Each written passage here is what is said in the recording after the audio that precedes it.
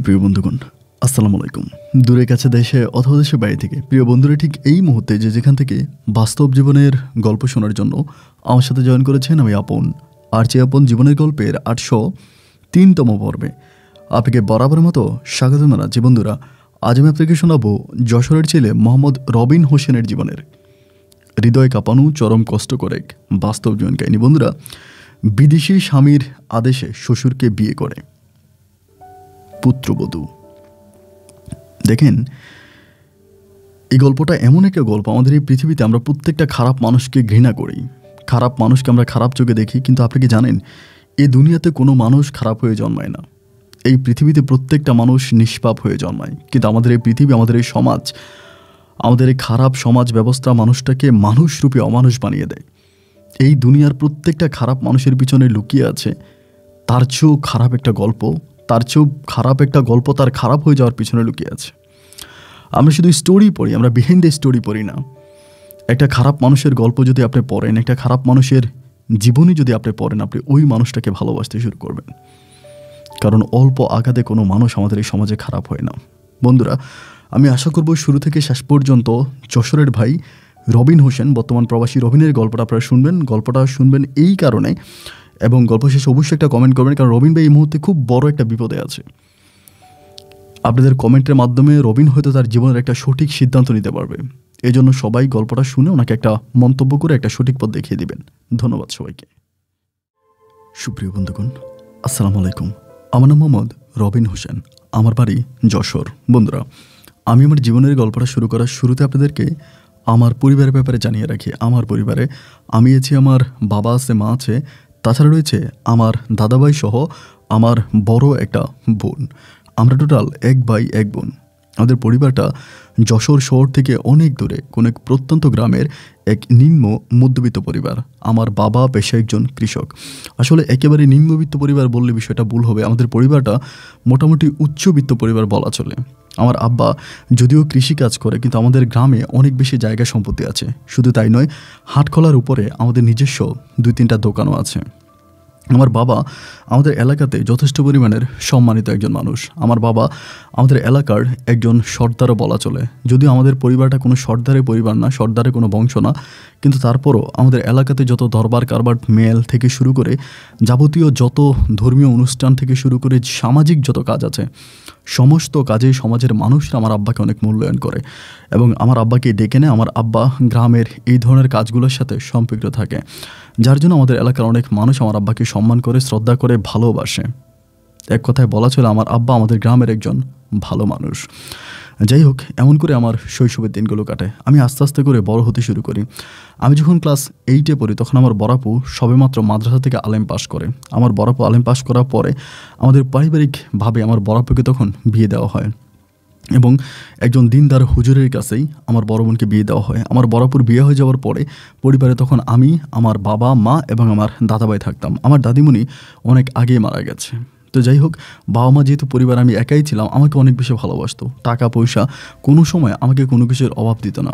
এরকম করে সময়গুলো কাটতে কাটতে একটা পর্যায়ে আমি এসএসসি পরীক্ষা দিই, কিন্তু আমি পড়াশোনার প্রতি আসলে কোনোভাবেই মনোযোগী ছিলাম না। আমি ঠিকমতো পড়াশোনা করতে পারতাম না। বইয়ের প্রতি আমার কোনো টান ভালোবাসা কোনো কিছুই ছিল না, যার জন্য এসএসসি পরীক্ষাতে আমি খুবই খারাপ একটা রেজাল্ট করি। এবং খুব খারাপ রেজাল্ট করার পরে, মানে সোজা কথা যেটা, আমি মনে হয় একমাত্র ব্যক্তি যে কিনা একটা পরীক্ষাতে 4 সাবজেক্টে ফেল করি। 4 সাবজেক্ট ক্রস আসার পরে তখন থেকে আমার মনটা অনেকভাবে ভেঙে যায়। আর পড়াশোনা করব না, এবং পড়াশোনার প্রতি এক ধরনের একটা ঘৃণা জন্মে যায়। আমার কাছে মনেই হলো যে আমাকে দিয়ে আর পড়াশোনা হবে না। আমি যতই চেষ্টা করি আমি আর পড়াশোনা করতে পারবো না। দেন আমার তখনই সব কিছু অফ হয়ে যায়, স্টপ হয়ে যায়। সেই মুহূর্তের পর থেকে চিন্তা করতেছি কীভাবে কী করা যায়, কীভাবে নিজেকে সামনের দিকে নিয়ে যাওয়া যায়, এবং কীভাবে নিজেকে অন্য কোনো কাজে ব্যস্ত রাখা যায়। তো আমার বাবার যেহেতু মোটামুটি জায়গা সম্পত্তি আছে, বাজার আমাদের নিজেদের দোকান আছে, তো সব কিছু মিলিয়ে আসলে চিন্তা করতেছিলাম যে আমি কোনো একটা ব্যবসা করব। তো ব্যবসা করব বলতে কী ধরনের ব্যবসা করা যায়, কী ধরনের ব্যবসা করব, এই ধরনের আইডিয়াগুলো মাথার মধ্যে আসে না। তো বন্ধুবান্ধব যারা আছে অনেকের সাথে আলাপ আলোচনা করে যে কী ব্যবসা করা যায়, তখন আমাকে অনেকেই বুদ্ধি দিল যে এটা কাজ করতে একটা মুদির দোকান দেয়, মানে মুদির দোকান দেওয়ার একটা বুদ্ধি আমাকে দিল। এবং ওই মুদির দোকানে নাকি অনেক বেশি লাভ হয়। যদিও আমার একটা ফোনের দোকান করার ইচ্ছা করেছিল, মোবাইলের দোকান, কিন্তু মোবাইলের দোকান করব ভেবেছিলাম, বাট আমাদের এলাকাতে একটা মোবাইলের দোকান আছে, মুদির দোকান আছে, কিন্তু মুদির দোকান যত দেই ততই চলবে, কারণ মুদির মাল নিত্য প্রয়োজনীয় জিনিস, এটা প্রতিটা মানুষের পরিবারেই লাগে। তো এই চিন্তা ভাবনা করে আমি তখন ভাবলাম যে ঠিক আছে, তাহলে আমি একটা মুদির দোকান দিব। এবং মুদির দোকান দিতে হলে তো ওরকম মুদির দোকান তো আমি ধরেই দিতে পারবো না, কারণ এই দোকানটা দিতে হলে আমাকে এই কাজের উপর একটু অভিজ্ঞতা নিতে হবে। মানে আমি যে মুদির কাজ জানি বা মুদির মাল কোত্থেকে আনে, কত টাকা বিক্রি করে, একটা অভিজ্ঞতার দরকার আছে।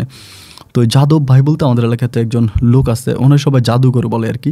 মানে উনি আগে ম্যাজিশিয়ান ছিল, বিভিন্ন জায়গায় যাইতো, আপনারা হয়তো অনেকেই চিনেন, গ্রামের মানুষ যারা আছে, গ্রামের বিভিন্ন ধরনের বড় বড় বাজারগুলোতে উনি যাইতো এবং যৌন ঔষধ উনি বিক্রি করতো, যৌন ফাইল বিক্রি করতো, এটা ওইটা বিক্রি করতো। তো এবং সেখানে উনি হচ্ছে জাদু দেখাইতো, মানে ম্যাজিক দেখাইতো। তো ম্যাজিক মামার দোকান বলে অনেকেই, ম্যাজিক মামার দোকান নামে ওনার দোকানটা পরিচিত। তো সেই মুদির দোকানে আমি তখন একটা চাকরি নেই বলতে বিষয়টা এরকম না, জাস্ট ওনার দোকানে যাই এবং যাওয়ার পরে তো মানে ওনার মাধ্যমে হচ্ছে আমি ব্যবসাটা শিখবো এবং নিজে পরে একটা দোকান দিব, এই পরিকল্পনা করে ওনার দোকানে তখন ঢুকি। তো আমার বাবা মা দুজনেই আমার উপরে খুবই রাগান্বিত যে আমি তাদের একমাত্র ছেলে ছিলাম এবং তাদেরও অনেক ইচ্ছা ছিল আমি পড়াশোনা করব, তারা আমাকে পড়াশোনা করাবে, কিন্তু আমি পড়াশোনায় ডাব্বা মারলাম। এরপর থেকে আমি এরকমভাবে চাকরি খুঁজতেছি বা কাজে ঢুকে যাচ্ছি, ব্যবসায় ঢুকতেছি, এটাতে আসলে আব্বা আম্মু খুশি না। তো আব্বু আম্মু খুশি না হওয়ার পরেও আমি চিন্তা করলাম যে এটা দিয়ে আমাকে সামনের দিকে যেতে হবে, যত যাই হোক আমি এটা করবোই, আমি এটা অফ করবো না। এটা ভেবে আমি তখন করলাম কি, যে ওই মুদির দোকানে কাজ করতে শুরু করলাম। সকালবেলা যাই, রাত অবধি পর্যন্ত ওখানে কাজ করি। উনি মাল থেকে কিনে আনে, কোন মাল কত টাকা বিক্রি করে এবং নষ্ট হয়ে যাওয়া মালগুলোকে কীভাবে রক্ষা করে, এই থেকে শুরু করে মুদির দোকানের যত রকমের চালাকি বিজনেস আছে, চালাকি যত কিছু আছে, আমি মোটামুটি সব কিছুই শিখে যাই। এবং সব কিছু শিখে আমি তখন ওই জাদু ভাইয়ের সাথে ঠিকমতো কাজ করতেছি। এইভাবে ওনার দোকানে 1 মাসের মতো কাজ করি। 1 মাসের মতো কাজ করার পরে তো ওনার দোকানের পাশেই আমাদের এলাকার একটা মেয়ে ছিল, নাম ছিল নূপুর আক্তার। তো ওর আগে বিয়ে হয় এবং ওর স্বামী হচ্ছে বিদেশে থাকতো। মেয়েটা দেখতে অনেক বেশি সুন্দর ছিল, কিন্তু স্বামীটা বিদেশ থাকার পরেই কোনো একটা কারণে হচ্ছে স্বামী বিদেশে হার্ট অ্যাটাক করে মারা যায়, মানে হার্ট স্ট্রোক করে ওইখানে মারা যায়। এবং মারা যাওয়ার পর ওর যেহেতু কোনো সন্তানাদি হয় নাই, তো শ্বশুরবাড়ি থেকে ওকে বিতাড়িত করা হয়, মানে শ্বশুরবাড়ি থেকে ওকে বিদায় করে দেয়। তো এবং তার যে স্বামীর কাছে যে সে টাকা পাওয়া, তার শ্বশুর শাশুড়ি এতটাই চালাক ছিল, বুদ্ধি খাটিয়ে তাকে কোনো টাকা পয়সা দেয়নি, মানে কাবিনের টাকাও দেয় নাই। এবং স্বামীর কাছে যে সম্পদ পাওয়ার আছে, ওই সম্পদের কোনো কিছুই তাকে দেয়নি। তো মেয়েটা দেখতে অনেক সুন্দর ছিল, বাট গরিব, একেবারে গরিব একজন ফ্যামিলি। ওর বাবা মানে খেতে খাওয়া দিন মজুর, মাঠে কাজ করতো, মানে খুবই গরিব একজন মানুষ ছিল, ওনার মেয়ে ছিল। তো যখন ওই স্বামীর বাড়িতেও কোনো কিছু পাইলো না, নূপুর সমস্ত কিছু থেকে বরখাস্ত হলো, কোনো কিছুই পাইলো না। না পাওয়ার পরও তখন আমাদের এলাকাতেই চলে আসছে। বাপ মা যেহেতু আছে এবং ওর কোনো ভাই বোন ছিল না, তো বাপ মায়ের সাথে তখন থাকতেছে। তোর বাবা তো মাঠে ঘাটে কাজ করে অত বেশি টাকা ইনকাম করতে পারে না। একটা মেয়ের কিন্তু অনেক খরচ, একটা যুবতী মেয়ের পোশাক আশাক থেকে শুরু করে তাদের ব্যক্তিগত অনেক খরচ আছে। তো ওর বাবা ওর এই খরচগুলো দিতে পারতো না এবং পরিবারে অনেক অভাব ছিল। অভাব থাকার কারণে উনি তখন কী করতো, মানে নূপুর আক্তার তখন ওই জাদুবাইয়ের দোকান থেকে বাকিতে খাইতো। জাদুবাইয়ের দোকানে আসতো এবং ওনার কাছ থেকে বাকিতে তখন মালসামানা নিয়ে যাইতো। তো ওর যেহেতু কোনো ইনকাম সোর্স ছিল না, মানে আয়ের কোনো রাস্তা খোলা ছিল না, যার জন্য জাদুবাইয়ের দোকান থেকে বাকি করতে করতে অনেকগুলো টাকা বাকি হয়ে গেছে। তো বাকি হয়ে যাওয়ার পরে এক পর্যায়ে মানে জাদুভাই আমাকে বলতেছে যে উনি তো বেশিরভাগ দোকানে থাকতো না ওই সময়, আমি দোকানে বেশিরভাগ থাকতাম। আমাকে বলে, রবি, নূপুর যদি আসে তাহলে নূপুরে আর বাজার সাজা দিস না, মানে কোনো কিছু চাইলে দিবি না, ডিরেক্টলি মানা করবি। তো এই কথা যখন বলার পরে দুপুরবেলা তখন জাদুভাই খাইতে গেছে, আমি তখন দোকানে বসে আছি, নূপুর তখন আসছে এবং মুখটা একেবারে শুকিয়ে আছে, একদম শুষ্ক একটা মুখ নিয়ে আসছে। বুঝে নিত একটা মেয়ের স্বামী মারা যাবার পরে যখন বাপ মায়ের পরিবারে থাকে তার যে কত কষ্ট, এটা একমাত্র সে ছাড়া পৃথিবীর অন্য কাউকে বোঝানো যাবে না। যাই হোক, মেয়েটা তখন দোকানের সামনে এসে একেবারে মন খারাপ করে, একেবারে কান্না ভাব করে আমার দিকে তাকায় আছে। আমি তখন বললাম, কী ব্যাপার নূপুর, মন খারাপ কেন? পরে আমাকে বলতেছে, ভাইয়া মানে আমার কিছু ভাজা সাজা লাগবে, কিন্তু আমি শুনতে পাইছি যে কোনো মাধ্যমে আমার কাছে খবর আসছে যে জাদুভাই নাকি আপনাকে মানা করে গেছে আমাকে মাল দেওয়ার জন্য। তা আপনি কি আপনি তো আমাকে আর মাল দিবেন না, কিন্তু আমার ঘরে কোনো খাবার নাই, চাউল নাই, কোনো কিছু নেই, আমার কিছু বাজার সাজারের প্রয়োজন। তখন আমি বললাম যে জাদুভাই তো মানা করছে এবং উনি তো আমাকে মানাই করলো তোমাকে মাল দেওয়ার জন্য। তো ঠিক আছে, এরপরও যেহেতু তুমি আসছো এবং তোমাকে দেখে আমার খুব মায়া লাগছে, আমি আজকের মতো তোমাকে দিচ্ছি, তবে তুমি একটা কাজের ব্যবস্থা করো, কোনো একটা কাজ করো। ও আমাকে বলে, কোথায় কাজ করতে যাব? যেখানে কাজ করতে যাই সেখানেই তো আমার গজব আমার উপরে। আমি তখন বললাম, গজব মানে কি, কিসের গজব? ও আমাকে বলে, আমার চেহারাটাই আমার জীবনের সবচেয়ে বড় কাল হয়ে দাঁড়িয়েছে। কারণ যেখানেই কাজ করতে যাই ওখানেই মানুষ আমার শরীরের দিকে নজর দেয়, আমার দেহের দিকে নজর দেয়, কেউ আসলে আমার কথা চিন্তা করে না। আমি যে একটা অসহায় মেয়ে, ক্ষুধায় পেট মানে ক্ষুধায় পেট জ্বালা করতেছে এটা বোঝে না, কিন্তু আমার বুকের দিকে তাকায়, শরীরের অন্য অঙ্গের দিকে তাকায়। আমাকে কেউ কোনো কাজ দিতে চায় না, সবাই আমার শরীর ভোগ করতে চায়। ওর কথাগুলো শুনে আমার নিজের কাছে তখন অনেক খারাপ লাগলো, খুবই খারাপ লাগলো। একদম কম বয়সে বিয়ে হয় এবং কম বয়সে তার স্বামীটা বিদেশে মারা যায়। স্বামী থাকা অবস্থায় মেয়েটা অনেক সুখী ছিল, এরকম ছিল যে আমাদের গ্রামে আসলে অনেক গরিব মানুষদেরকে অনেক সাহায্য সহযোগিতা করতো। স্বামীর অনেক টাকা পয়সা ছিল এবং স্বামীও বিদেশে অনেক বেশি টাকা ইনকাম করতো, কিন্তু স্বামীটা মারা যাওয়ার পরে এই মেয়েটা একেবারেই ভেঙে পড়ছে। যাই হোক, এরপরে যখন এরকম করে আমাকে বললো, আমি তখন তারা বাজার সাজা দিলাম। দেওয়ার পর আমি তখন লিখে রাখলাম। 2টার দিকে তখন জাদু ভাই আসছে, আইসা আমারে বলে, কিরে নূপুর বাজার নিছিল? আমি বললাম যে হ্যাঁ ভাই বাজার দিছি, এবং এত টাকা লিস্ট দেখানোর পর তখন খুব গালাগালি শুরু করছে যে তোরা আমি মানা করলাম, তুই মানা করার পরও কোন সাহসে দিলি? দোকান কি তোর না আমার? মানে যখন একটু খারাপ ব্যবহার করতেছে, আমি তখন মানে ওই যে টাকা বাকি করছে ওই টাকা আমি আমার পকেট থেকে বের করে ওনাকে দিয়ে দিলাম যে নেন ভাই, আপনি রাগারাগি করেন না, ওর যেহেতু মানে দুনিয়াতে কেউ নেই, তো সেই হিসাবে আমি ওরে খাবারটা দিলাম এবং টাকাটা আমি দিলাম, ধরেন আপনি আমার কাছ থেকে বাজার টাকাটা নিয়ে যান। উনি ধরেন আমার দিকে একটু অন্য নজরে তাকায়, একটু খারাপভাবে তাকায়, বলে কিরে রাতে তোরা যাইতে বলছে নাকি? মানে এমন করে আমাকে কথাটা বললো। মানে এই কথাটা আমার খুব খারাপভাবে আমার কষ্ট লাগলো যে ভাই আমাকে এইভাবে কেন বললো? উনি আমার খুব বড় একজন মানুষ, এটা বললো। যাই হোক, কথাটা একবার বলছে, আমি একবারে কথাটাতে কোনো মূল্যায়ন করি নাই বা কোনো দাম দিই নাই। মাগরিবের পরে দোকান বন্ধ করে ফেলবো, আমরা কিন্তু আবার সন্ধ্যা রাতেই দোকান বন্ধ করে দিতাম, কারণ গ্রামীণ এলাকা তো রাতের বেলায় ঠিক অত বেশি কাস্টমার পাওয়া যায় না। অন্ধকার হয়ে যাওয়ার পরে মানুষ ঘরে ঢুকে যায়, শহরের মতো গ্রামে ওরকম বেচা বিক্রি হয় না রাতের বেলায়। তো যার জন্য সন্ধ্যার পর আমরা দোকান বন্ধ করে দিব। দোকান বন্ধ করে দিতেছি, আমি আর জাদু ভাই সবসময় একসাথেই যাইতাম আর কি বাড়িতে, কারণ ওনার বাড়ি আমার বাড়ির কাছাকাছিই ছিল। তো উনি তখন দোকান বন্ধ করে আমাকে বলতেছে যে রবিন, আজকে তো তুই আর আমার সাথে যাবি না, বুঝছি তো তুই কই যাবি, সমস্যা নাই তুই যা, এমন করে বলতেছে। আমি তখন বললাম যে ভাই আমি কোথায় যাব? আপনি এটা কী কথা বলতেছেন, আমি কই যাব? পরে বলে, যারে দুপুরবেলা বাজার দিছস তার বাসায় খাবার খাইতে যাবি না? তোরা কত কিছু খাওয়াইবা আজকে লোকমা ধরাইয়া? আমি তখন বললাম ভাই আপনি এটা কোন ধরনের কথা বলতেছেন? আপনি আসলে যেটা মনে করতেছেন বিষয়টা কিন্তু ভাই এরকম না। আমার ওকে দেখে খুব মায়া লাগছে, খারাপ লাগছে, ওর স্বামী মারা গেছে, ও হতদরিদ্র গরিব একটা মেয়ে, যার জন্য আমি আমার বাকিতেই তো আমি দিয়েছিলাম, বাট আপনি যখন বকাবাধ্য করছেন তো আমার কাছ থেকে আমি টাকা দিয়ে দিছি। উনি বলো ও কিন্তু এরকম খাওয়ায়, এরকম অভ্যাস আছে। এই কথাটা বলার পরে আমার ভিতর তখন খুব খারাপ লাগলো। যাই হোক, ওনার সাথে কথা আর বাড়াইলাম না, আমি তখন বাড়িতে চলে গেলাম। পরের দিন দোকানে আসলাম, দোকানে এসে দোকান করতেছি, তো ওই দিনে দুপুরবেলা রবিন ভাই আসছে, আইসা আমার বলতেছে, সরি আমাদের ওই জাদু ভাই আসছে, আইসা আমার বলতেছে কিরে রবিন, আজকে কি নূপুর আসছিল? আমি বললাম যে না, সকালে তো নূপুরকে দেখি নাই। বলে দুপুরবেলা যদি মাল নিতে আসে ডিরেক্টলি মানা করবি, নাইলে দোকানে বাইরে রাখবি। আমি বললাম আচ্ছা ভাই ঠিক আছে। কিন্তু ওই দিনও নূপুর আর আসলো না, এবং একইভাবে তার পরের দিনও নূপুর আর আসলো না। প্রায় 4 দিনের মতো কেটে গেল, নূপুর আমাদের দোকানে আসে না। যখন আমাদের দোকানে আসে না তখন আমার ভিতরে সন্দেহ লাগলো যে কী ব্যাপারে আসে না কেন? ও তো আগে সবসময় আসতো, আইসা দোকান থেকে মালামাল নিয়ে যাইতো, খাবারের জন্য মাল নিত, কিন্তু আজকে 4 দিন হয়ে গেল ও আসতেছে না কেন? এই প্রশ্নটা আমার মনে যখন জাগে, একদিন আমি কী করি, দোকানটা বন্ধ করে সন্ধ্যার পরে ওদের বাড়ির দিকে যাই।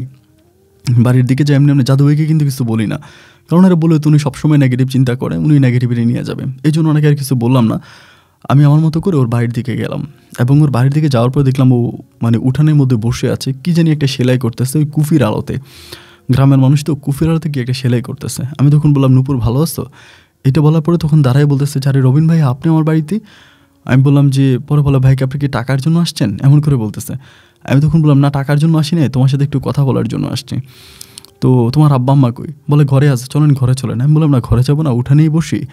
তো কী হইলো, আজকে 4 দিন হয়ে গেল তুমি দোকানের দিকেও যাও না, কোনো মালামালও কিনতে যাও না। আগে তো মোটামুটি দোকানে যাইতা, তোমার এটা ওইটা লাগলে কিনতা, বাট এখন যে যাও না। তখন কিছু বলে না, নিচের দিকে তাকে আছে, চাঁদের আলো পড়তেছিল মোটামুটি, ওর মুখটা স্পষ্ট বোঝা যাচ্ছে, তো অনেক সুন্দরই ছিল, চাঁদের আলো তো আরও বেশি সুন্দর লাগতেছে। পরে নিচের দিকে তাকে আছে, একটা পর্যায়ে আমি যখন কথাটা আবারও থেকে রিপিট করলাম, ওর চোখ দিয়ে তখন পানি পড়তেছে, মানে কান্না করতেছে। কান্না করাটা দেখার পর আমার তখন খুব খারাপ লাগলো যে কান্না করে কেন, মানে কান্না করার কারণটা কি? আমি তখন বললাম যে নূপুর তুমি কি আমার কথায় কষ্ট পাইছো? কান্না করতেছো কেন? আমাকে বলে রবিন ভাই আপনারে কী বলবো, কান্না ছাড়া বা আমার কী করার আছে? আমি বুঝছি আপনি কেন আসছেন বা আপনি মূলত কী বলতে চান, আমি সব কিছুই জানি। আপনি কালকে রাতে জাদু ভাইরা আমাদের বাড়িতে আসতে বললেন, তবে যাতে একটু গোপনে আসে, কেউ যাতে না দেখে, এরকম করে আমারে বললো।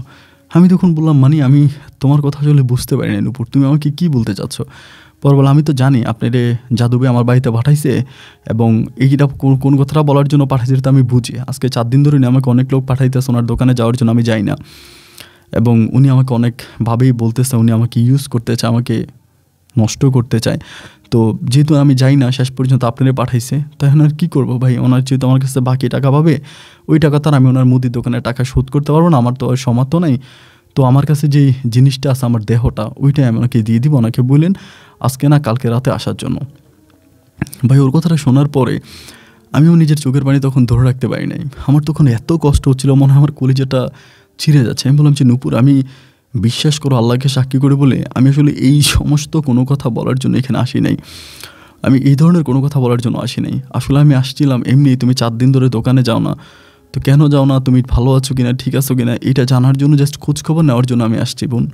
আমার অন্য কোনো কারণ ছিল না। ও তখন আমাকে বলে কি বলেন, আপনাকে জাদু ভাই পাঠায়নি আমার কাছে? আমি বললাম যে না। পরে আমি বললাম তুমি একটু বসো, আমি তোমার সাথে একটু খোলাখুলিভাবে কথা বলে আসলে বিষয়টাকে আমাকে একটু খুলে বলো তো। তখনও আমাকে যেটা বললো, অনেক দিন ধরে ওই জাদুর দোকান থেকেও বাকি খাচ্ছে এবং বাকির প্রায় অনেক টাকা হয়ে গেছে, হিসাব করলে 7-8 হাজার টাকার মতো হবে। তো এই টাকা তো আর দিতে পারতেছে না, এবং জাদুভাই সবসময় টাকা দিতে পারে না। এবং সর্বোপরি জাদুভাই ওকে ডিরেক্টলি অফার করছে যে আমার দোকানে আসবি, মাল নিয়ে যাবি, আমাকে 1 ঘন্টা করে সময় দিবি, আমার দোকানের পিছনে রুম আছে, ওই রুমে আমাকে 1 ঘন্টা করে সময় দিবি, তুই বাকিতে মাল নিবি, আমার কোনো সমস্যা নাই, এবং বাকি টাকা দেওয়া লাগবে না, আমি লিখবো না, এমনি মাল দিয়ে দিব। তো এই কথা যখন জাদুভাই ওকে বলছে, মানে ওকে যেভাবে ওকে জানাইছে, জানানোর পর আর দোকানে যায় না আজকে 4 দিন ধরেই, এই কারণে মূলত ও যায় না। পরে আমি বললাম যে তুমি তো এই বিষয়টা আমাকেও বলতে পারতা, যেহেতু দোকানে আমি থাকি, দোকান থেকে আমি মাল দিই, তুমি আমাকে বলতে পারতা যে রবিন ভাই এই ঘটনা, আমি তো তোমাকে হেল্প করতে পারতাম, এবং আমি তোমাকে এর আগেও বাজার দিয়েছি, কই আমি তো তোমার কাছ থেকে টাকা চাই নাই। পরে আমাকে বলে ভাই আমি তো ভাবছিলাম যে আপনি আর ও একই হবেন, এবং আপনারা একই, আপনারা যে আলাদা, বা আপনার মন মানসিকতা যে এত ভালো, এটা তো আমি জানতাম না, কিছু মনে করেন না। পরে আমি বললাম ঠিক আছে, আমি কিছু মনে করবো না, ওই যে বাকি তোমার কাছে বাকি যে টাকা পাবে, ওই টাকাটা আমি ওনাকে দিয়ে দিব, ওই পুরো টাকাটা আমি ওনাকে দিয়ে দিব, এবং এরপর থেকে তুমি মাল আনবা, মানে দোকান থেকে মাল কিনবা, কোনো সমস্যা নাই, তোমাকে ওই টাকা শোধ দেওয়া লাগবে না, তুমি আসা মাল নিয়ে যাও। পরে আমাকে বলে ভাই এটা কীভাবে করবো, মানুষ কী বলবে? আমি বললাম মানুষ কী বলবে এটা দেখার বিষয় তোমার না, মানুষ কী বলবে না বলবে এটা আমি বুঝবো, এটা নিয়ে তোমাকে চিন্তা করতে হবে না। তোমার যখন মাল লাগবে, যখন মাল নিতে হবে, তখন তুমি ডিরেক্ট আমার দোকানে চলে আসবা, এবং দোকান থেকে তুমি এসে মাল নিয়ে যাবা, তোমার কোনো কিছু বলার দরকার নাই। এটা বলার পর ও তখন আমার দিকে জাস্ট তাকিয়ে থাকে, মানে ও আসলে বিশ্বাস করতে পারতেছিল না যে এটা কীভাবে সম্ভব, একেবারে টাকা না দিয়ে তারা আমি মাল দিব, মানে এটা সে মানে তার মনে বিষয় অনেক কিছু জাগলো আর কি। যাই হোক, তো রাতের বেলা এটা বলে আমি তখন চলে গেছি। চলে যাওয়ার পরে এরপর দিনেও ও কী করলো, আমার দোকানে আসলো না, মানে দোকানে মালামাল নেওয়ার জন্য ও দোকানে আসলো না। যখন আসলো না, তখন আমি কী করলাম, ওই বিকালবেলা ওদের বাড়ির একটা ছেলেকে দিয়ে ওদের জন্য চাউল টাউল বা বাজার সাজার যা লাগে মোটামুটি এটা পাঠিয়ে দিছি ব্যাগে করে। পাঠিয়ে দেওয়ার পরে ওই দিনেও ও বাজার সাজার নিয়ে গেছে, বাট আমার সাথে কোনো যোগাযোগ করে নাই।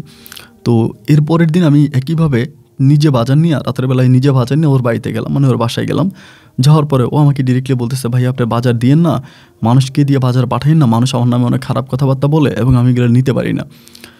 তো যাই হোক, আমি তারে বললাম নূপুর কোনো সমস্যা নেই, আমি তোমার এলাকারই ছেলে, এবং আমি তোমার বড় ভাইয়ের মতো, তোমার যখনই বাজার সাজার যাই লাগবে আমি তোমাকে দিব, তোমার তো কোনো ভাই নেই, সো তুমি ভাই মনে করে আমার কাছ থেকে বাজার সাজার নিতে পারো, আমার কোনো আপত্তি না, আমি কিছু মনে করবো না।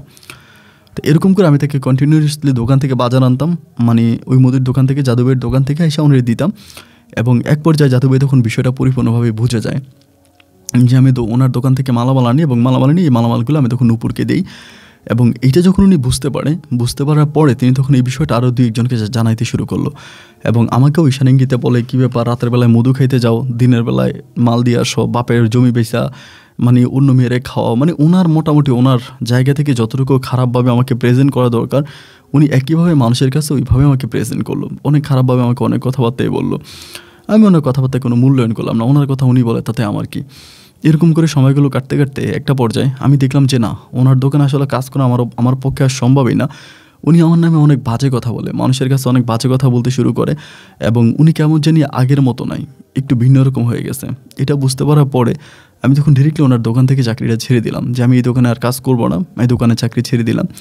এই চাকরিটা ছেড়ে দেওয়ার পরে এবার আমি নিজেই একটা মুদির দোকান দিলাম। আমার মা আমাকে কিছু টাকা পয়সা হেল্প করে, এবং কিছু বন্ধুবান্ধব থাকে তাদের কাছ থেকেও কিছু টাকা পয়সা নিই, এরকম করে চারদিক থেকে টাকা পয়সা নিয়ে দেন আমি তখন নিজের মতো করে দোকানটা আবার শুরু করলাম। নিজের মতো করে আমি একটা মুদির দোকান দিলাম, এবং ওই বাজারেই দিলাম। দেওয়ার পর আমি তখন নূপুরকে বলি যে নূপুর, যখন যা লাগে তুমি আমার দোকান থেকে এসে নিয়ে যাও। তো এরকম করে ও যখনই যা লাগতো আমার দোকান থেকে এসে নিয়ে যাইতো। বাট আমি এগুলোর কোনো হিসাব নিতাম না বা কোনো কিছু ওকে বলতাম না যে মালের কত আসছে, এটা কত এগুলো কোনো কিছু বলতাম না। এবং মাঝে মাঝে কাঁচা বাজার লাগলে আমি কাঁচা বাজারটা ওকে নিজে হাতে ওর ঘরে করে মানে নিজে আমি করে নিয়ে দিয়ে আসতাম, মানে একদম নিজের পরিবারের মতো। আমার পরিবারের জন্য যদি আমি মাংস কিনতাম ওর জন্যই কিনতাম, আমার পরিবারের জন্য মাছ কিনলে ওর জন্য কিনতাম, মানে আমার ঘরে যাবতীয় যত যা লাগবে যত যাই কিনবো ওর জন্য আমি কিনবো, একইভাবে কিনবো। এরকম করে আমি তখন ওকে খাওয়াচ্ছিলাম বা পড়াচ্ছিলাম। এবং সময়গুলো কাটতে কাটতে একদিন বৃষ্টির দিনে হঠাৎ করে আমার আম্মা হোঁচট খেয়ে পড়ে, বাড়িতে হোঁচট খেয়ে পড়ে এবং পড়ার পর আমার মাজা ভেঙে যায়। মাজায় খুব বড় মানে খুব কঠিনভাবে আঘাত খায়, মাজা তখন ভেঙে যায়। তো আমার বাড়িতে তো একমাত্র মাই ছিল, আর তো কেউ ছিল না। আমাদের রান্না বান্না করা থেকে শুরু করে ঘরের যে কাজগুলো আছে এগুলো সম্পূর্ণ মা করতো। বরাবর বিয়ে হয়ে গেছে, বরাবর তো শ্বশুর বাড়িতে চলে গেছে। ওই সময় আমার দাদাভাই কিন্তু মারা গেছে এরই মাঝে। তো দাদাভাই মারা গেছে, তো বাবা আছে, মা আছে, আর আমি আছি। আমরা তিনজন মানুষ, আর পরিবারে কেউ নাই। তো সেই জায়গা থেকে দেখা গেল কি যে মা আর কোনো কাজ করতে পারে না। তো মা কোনো কাজ করতে পারে না, আমি তখন মাঝে মাঝে নুপুরে বলি যে তুমি রান্না করলে দুপুরবেলা এসে আমার খাবার দেওয়া যায়, এটা বলি। তো ওই সাথে দুপুরবেলা আমার খাবার দেওয়া যায়, আমি খাই। এবং আমার ভিতর তখন একটা সময় খুব কষ্ট লাগে এই কারণে, নুপুর আমাকে খাবার দেওয়া যায় এবং নুপুরের হাতের খাবার আমি খাচ্ছি, সবই ঠিক আছে, কিন্তু আমার বাবা তো না খেয়ে থাকে এবং আমার মাও তো খাবার খাইতে পারে না, কারণ ও তো রান্নাবান্না করতে পারে না, আমার আম্মু। আর তখন একদিন নুপুরে দুঃখ করে বললাম যে নুপুর, তোমাদের এদিকে কোনো কাজের মেয়ে আছে, মানে আমাদের বাসায় থাকবে, আমার আম্মারে রান্নাবান্না করে খাওয়াবে, আমার বাপেরে খাওয়াবে, কারণ আমার তো খুব কষ্ট, আমি তো আর এগুলো নিতে পারতেছি না। মানে আমার মা না খেয়ে থাকে, বাবা না খেয়ে থাকে, তুমি আমাকে দুপুরে খাবার দেবে, তোমার খাবারটা খেয়ে আমি কোনো মতে ঠিক আছে, কিন্তু আমার আব্বা আম্মার অবস্থা খুবই খারাপ। তো কোথাও কি কোনো কাজের মেয়ে পাওয়া যাবে? ও তখন আমাকে বলতেছে কাজের মেয়ে তো আসলে সহজে পাওয়া যায় না, এবং কাজের মেয়ে পাওয়াটা খুব রিয়ার বিষয়। তো আচ্ছা ঠিক আছে, সমস্যা নেই, আপনি যদি আমাকে বলছেন আমি খুঁজবো, যদি কোথাও ভালো কাজের মেয়ে পাই আমি আপনাকে জানাবো, এ কথা আমাকে বললো। যাই হোক, ওর মুখ থেকে এই কথাটা শোনার পর আমি একটু আশ্বাস পাইলাম যে আব্বা আম্মাকে হয়তো আমি একটু ভালো মন্দ খাওয়াইতে পারবো, কাজের লোক পাইলে কাজের লোকের রান্নাবান্না করবো, আমার মা খাবে।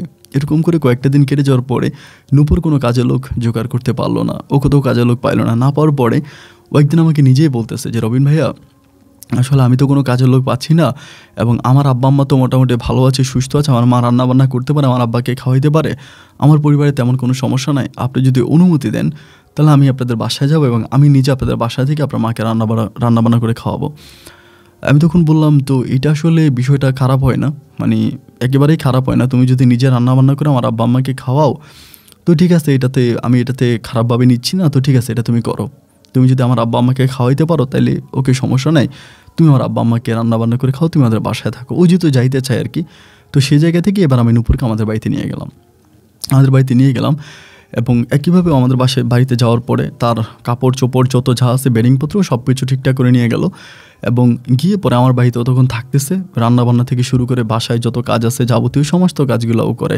আম্মুর কাপড় চোপড় ধুয়ে দেওয়া, বাবার কাপড় চোপড় ধোয়া, আমার কাপড় চোপড় পরিষ্কার করা, আমাদের ঘর গোছানো, রান্নাবান্না করা থেকে শুরু করে বাসায় যাবতীয় যত ধরনের কাজ আছে সমস্ত কাজগুলো নূপুর একাই করতো। ও সমস্ত কাজ করতো, আমার আম্মার আর কোনো কষ্ট হচ্ছে না, এবং আম্মা তখন সুখে শান্তিতেই দিন কাটাইতেছে, আব্বাকে নিয়ে খুব ভালোভাবে আছে, আর কোনো সমস্যা নেই। পারিবারিক অবস্থা তখন ভীষণ ভালো, আলহামদুলিল্লাহ, সর্বদিক থেকে সব কিছু ঠিক আছে। তো এইভাবেই তখন সময়গুলো কাটতেছে। আমি তখন দোকানে থাকি, দোকান থেকে বাড়িতে আসি, যদিও ওই দিক দিয়ে জাদুভাই তো বিভিন্ন মানুষের কাছে খারাপ কথা বলেই যাচ্ছে যতটুকু পারতেছে, আমার পরিবারের বিষয়ে, আমার বিষয়ে এবং নূপুরের বিষয়ে যত ধরনের খারাপ মন্তব্য, খারাপ কথা বলা দরকার সবার কাছে সব কিছুই বলতেছে। যাই হোক, ওনার বলাতে আর কথাতে আমার কিছু যায় আসে না, আমি আমার মতো করে আমার দিন পাস করতেছি, উনি বলবে তাতে এটা ওনার বিষয়, আমি আর এই বিষয়ে কিছু বলি না। নূপুর আমার পরিবারে থাকতেছে, আমাকে সাহায্য করতেছে, সহযোগিতা করতেছে, আমার পরিবারকে হেল্প করতেছে, এবং এটাই আমার জন্য অনেক বড় পাওয়া। যাই হোক, এইভাবে সময়গুলো কাটতে কাটতে তো আমি বাড়িতে যাইতাম, বাড়ি থেকে আসতাম, এমন করতে করতে নূপুর অনেক সুন্দর করে সাজতো, মানে অনেক সুন্দর করে সাজতো এবং ভালো কাপড় চোপড় পরতো, সব কিছু মিলিয়ে আমার ওর খুব ভালো লাগতো। ও যদিও আমার বাসায় কাজের মেয়ে হিসাবে মতো থাকতো, কিন্তু তারা আমার খুব ভালো লাগতো, মানে ভিতর থেকে তার প্রতি আমার একটা ভালো লাগা কাজ করে, এক ধরনের ভালো লাগা কাজ করতে শুরু করে। এরকম করে সময়গুলো কাটতে কাটতে আমি মাঝে মাঝে আমাদের দোকান থেকে আসার সময়, মানে ওর যে কসমেটিক লাগবে এইটা ওইটা, তারপর ওর জন্য 3 পিস বা অন্য যত কাপড় চোপড় ওর জন্য লাগবে আমি নিজে ওর জন্য কিনে নিয়ে আসতাম, মানে দোকান থেকে কিনে নিয়ে এসে ওকে দিতাম। তো তখন অনেক খুশি হইতো। এরকম করতে করতে একদিন আমাদের মানে কাপড়ের দোকান আছে আমার দোকানের পাশে, ওখানে একটা 3 পিস আমার খুব পছন্দ হয়েছিল। 3 পিসটা দেখতে অনেক সুন্দর ছিল, এক দেখে আমার মনে হয় যে আমি থ্রি পিসটার প্রেমে পড়ে যাই। তো আমি তখন ওই থ্রি পিসটা কিনি এবং নূপুরের জন্যই কিনি। কেনার পর আমি তখন ওই থ্রি পিসটা নিয়ে নূপুরকে দিই এবং থ্রি পিসটার মধ্যে চুমকি মুতি মানে পুঁতির মালা টালা বসানো ছিল, দেখতে অনেক সুন্দর ছিল আর কি। যাই হোক, তো ওইটাও ওকে দিলাম। দেওয়ার পরে ওই দিন খুব চাঁদের আলো ছিল এবং প্রকৃতিটা অনেক বেশি সুন্দর ছিল, যার জন্য আমি মানে রাতের খাবার খেয়ে আমি আমাদের উঠানের মধ্যে বসে আছি, উঠানের মধ্যে চেয়ার টেনে ওখানে বসে আছি নারকেল গাছের নিচে। তো চাঁদের আলো যেহেতু প্রখর চাঁদের আলো, তো সেই ক্ষেত্রে নারকেলের পাতাগুলোকে ব্যাত করে করে চাঁদের আলো আমার খাইয়ে পড়তেছে। আমার ভীষণ ভালো লাগতেছে, অনেক শান্তি লাগতেছে। একটা পর্যায়ে আমি হঠাৎ করে দেখলাম যে নূপুর বাইরে থেকে মানে ঘর থেকে বেরিয়ে আসছে এবং আসার সময় ওই থ্রি পিসটা পরে আসছে যেটা আমি ওকে কিনে দিয়েছিলাম। এবং থ্রি পিসে বিভিন্ন ধরনের পাথর বসানো, যার জন্য চাঁদের আলো যখন ওই থ্রি পিসটার মধ্যে পড়তেছে মনে হয় যেন আসমান থেকে একটা পরী নেমে আসছে। এত সুন্দর লাগতেছে যে সুন্দরের বর্ণনা আমি দিয়ে শেষ করতে পারবো না। এক কথায় মনে হয় আমি ওর দিকে তাকিয়ে যেন অন্য কোনো রাজ্যে হারিয়ে যাচ্ছিলাম। আমার ভিতরে এতটাই ভালো লাগে, এতটাই ভালোবাসা কাজ করতে শুরু করে। যাই হোক, এভাবে অনেকক্ষণ ধরে ও আমার দিকে তাকিয়ে থাকলো। আমি তখন ওকে আমার পাশে বসাইলাম, বসে কথা বলতেছি এবং কথা বলতে বলতে আমার কেমন জানি তার প্রতি একটা আকর্ষণ বেড়ে যাচ্ছিল এবং আকর্ষণের সূত্র ধরে আমি ওর হাত ধরে ফেললাম এবং ধরার পরে আমাদের বাড়ির পাশেই পুকুর পাড় ছিল, পুকুর পাড়ের দিকে হাঁটতে গেলাম। এদিক সেদিক অনেক হাঁটাহাঁটি করলাম। আমাদের বাড়িটা খুব একা একটা বাড়ি ছিল, আশেপাশে কোনো বাড়িঘর ছিল না, একেবারে নির্জন একটা জায়গা আমাদের বাড়িটা ছিল, যার জন্য অন্য কোনো মানুষ আমাদের পরিবারে আসতো না। এরপর থেকে নূপুরের সাথে আমার না বলা এক প্রেমের সম্পর্ক শুরু হয়। বলি নাই ভালোবাসি বা ও আমাকে বলে নাই ভালোবাসি, কিন্তু একজন মানুষ আরেকজন মানুষকে অসম্ভব রকমের ভালোবাসি।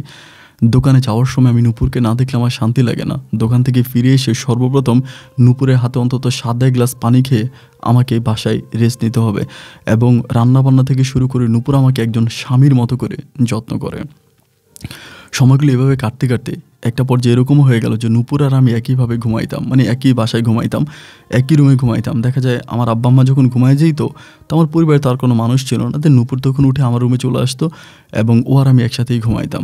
এরকমভাবে অনেক দিন ধরে আমাদের মাঝে মোটামুটি অনেক রকমের সম্পর্ক হয়। ভালোবাসা বলেন বা ভালো লাগা বলেন, যাই বলেন না কেন, নূপুরের প্রতি আমার এক অন্যরকম সম্পর্কের সৃষ্টি হওয়ার পরে এই বিষয়টা মনে হয় কোনো না কোনোভাবে আমার পরিবার, বিশেষ করে আমার মা বিষয়টা বুঝতে পারে যে নূপুর রাতের বেলা আমার ঘরে চলে আসে, আমার ঘরে ঘুমায় এবং আমার প্রতি একটু এক্সট্রা টেক কেয়ার করা, যত্ন করা এবং আম্মার সামনে হাতাহাতি করা। কিছু ব্যাপার তো আসলে গ্রামের মানুষ, তো আমার মা চালাক আছে, আমার মা বিষয়গুলো বুঝে যায় যে নূপুরের সাথে আমার কোনো একটা সম্পর্ক চলতেছে, কোনো একটা অন্তরঙ্গ সম্পর্ক চলতেছে।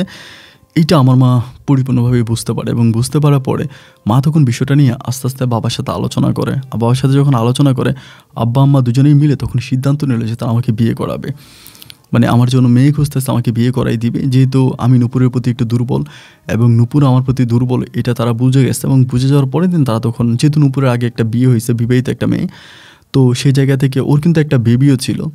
আমি এটা বলতে ভুলে গিয়েছিলাম, কিন্তু বেবিটা তারা রেখে দেয়, ওর শ্বশুরবাড়ির লোকজন ওই বেবিটাকে রেখে দেয় এবং ওই বেবি কখনো আর এখানে আনেও নাই বা ওই বেবির প্রতি ওর কোনো কিছু নাই, ও আসে না, ওইখানে আছে। তো যেহেতু একটা বাচ্চা আছে এবং হাজব্যান্ড মারা গেছে, তো সেই জায়গা থেকে বয়সও অনেক হয়ে গেছে, ওই তো আমার পরিবার মানবে না, যেহেতু আমি বাপ মায়ের একমাত্র সন্তান।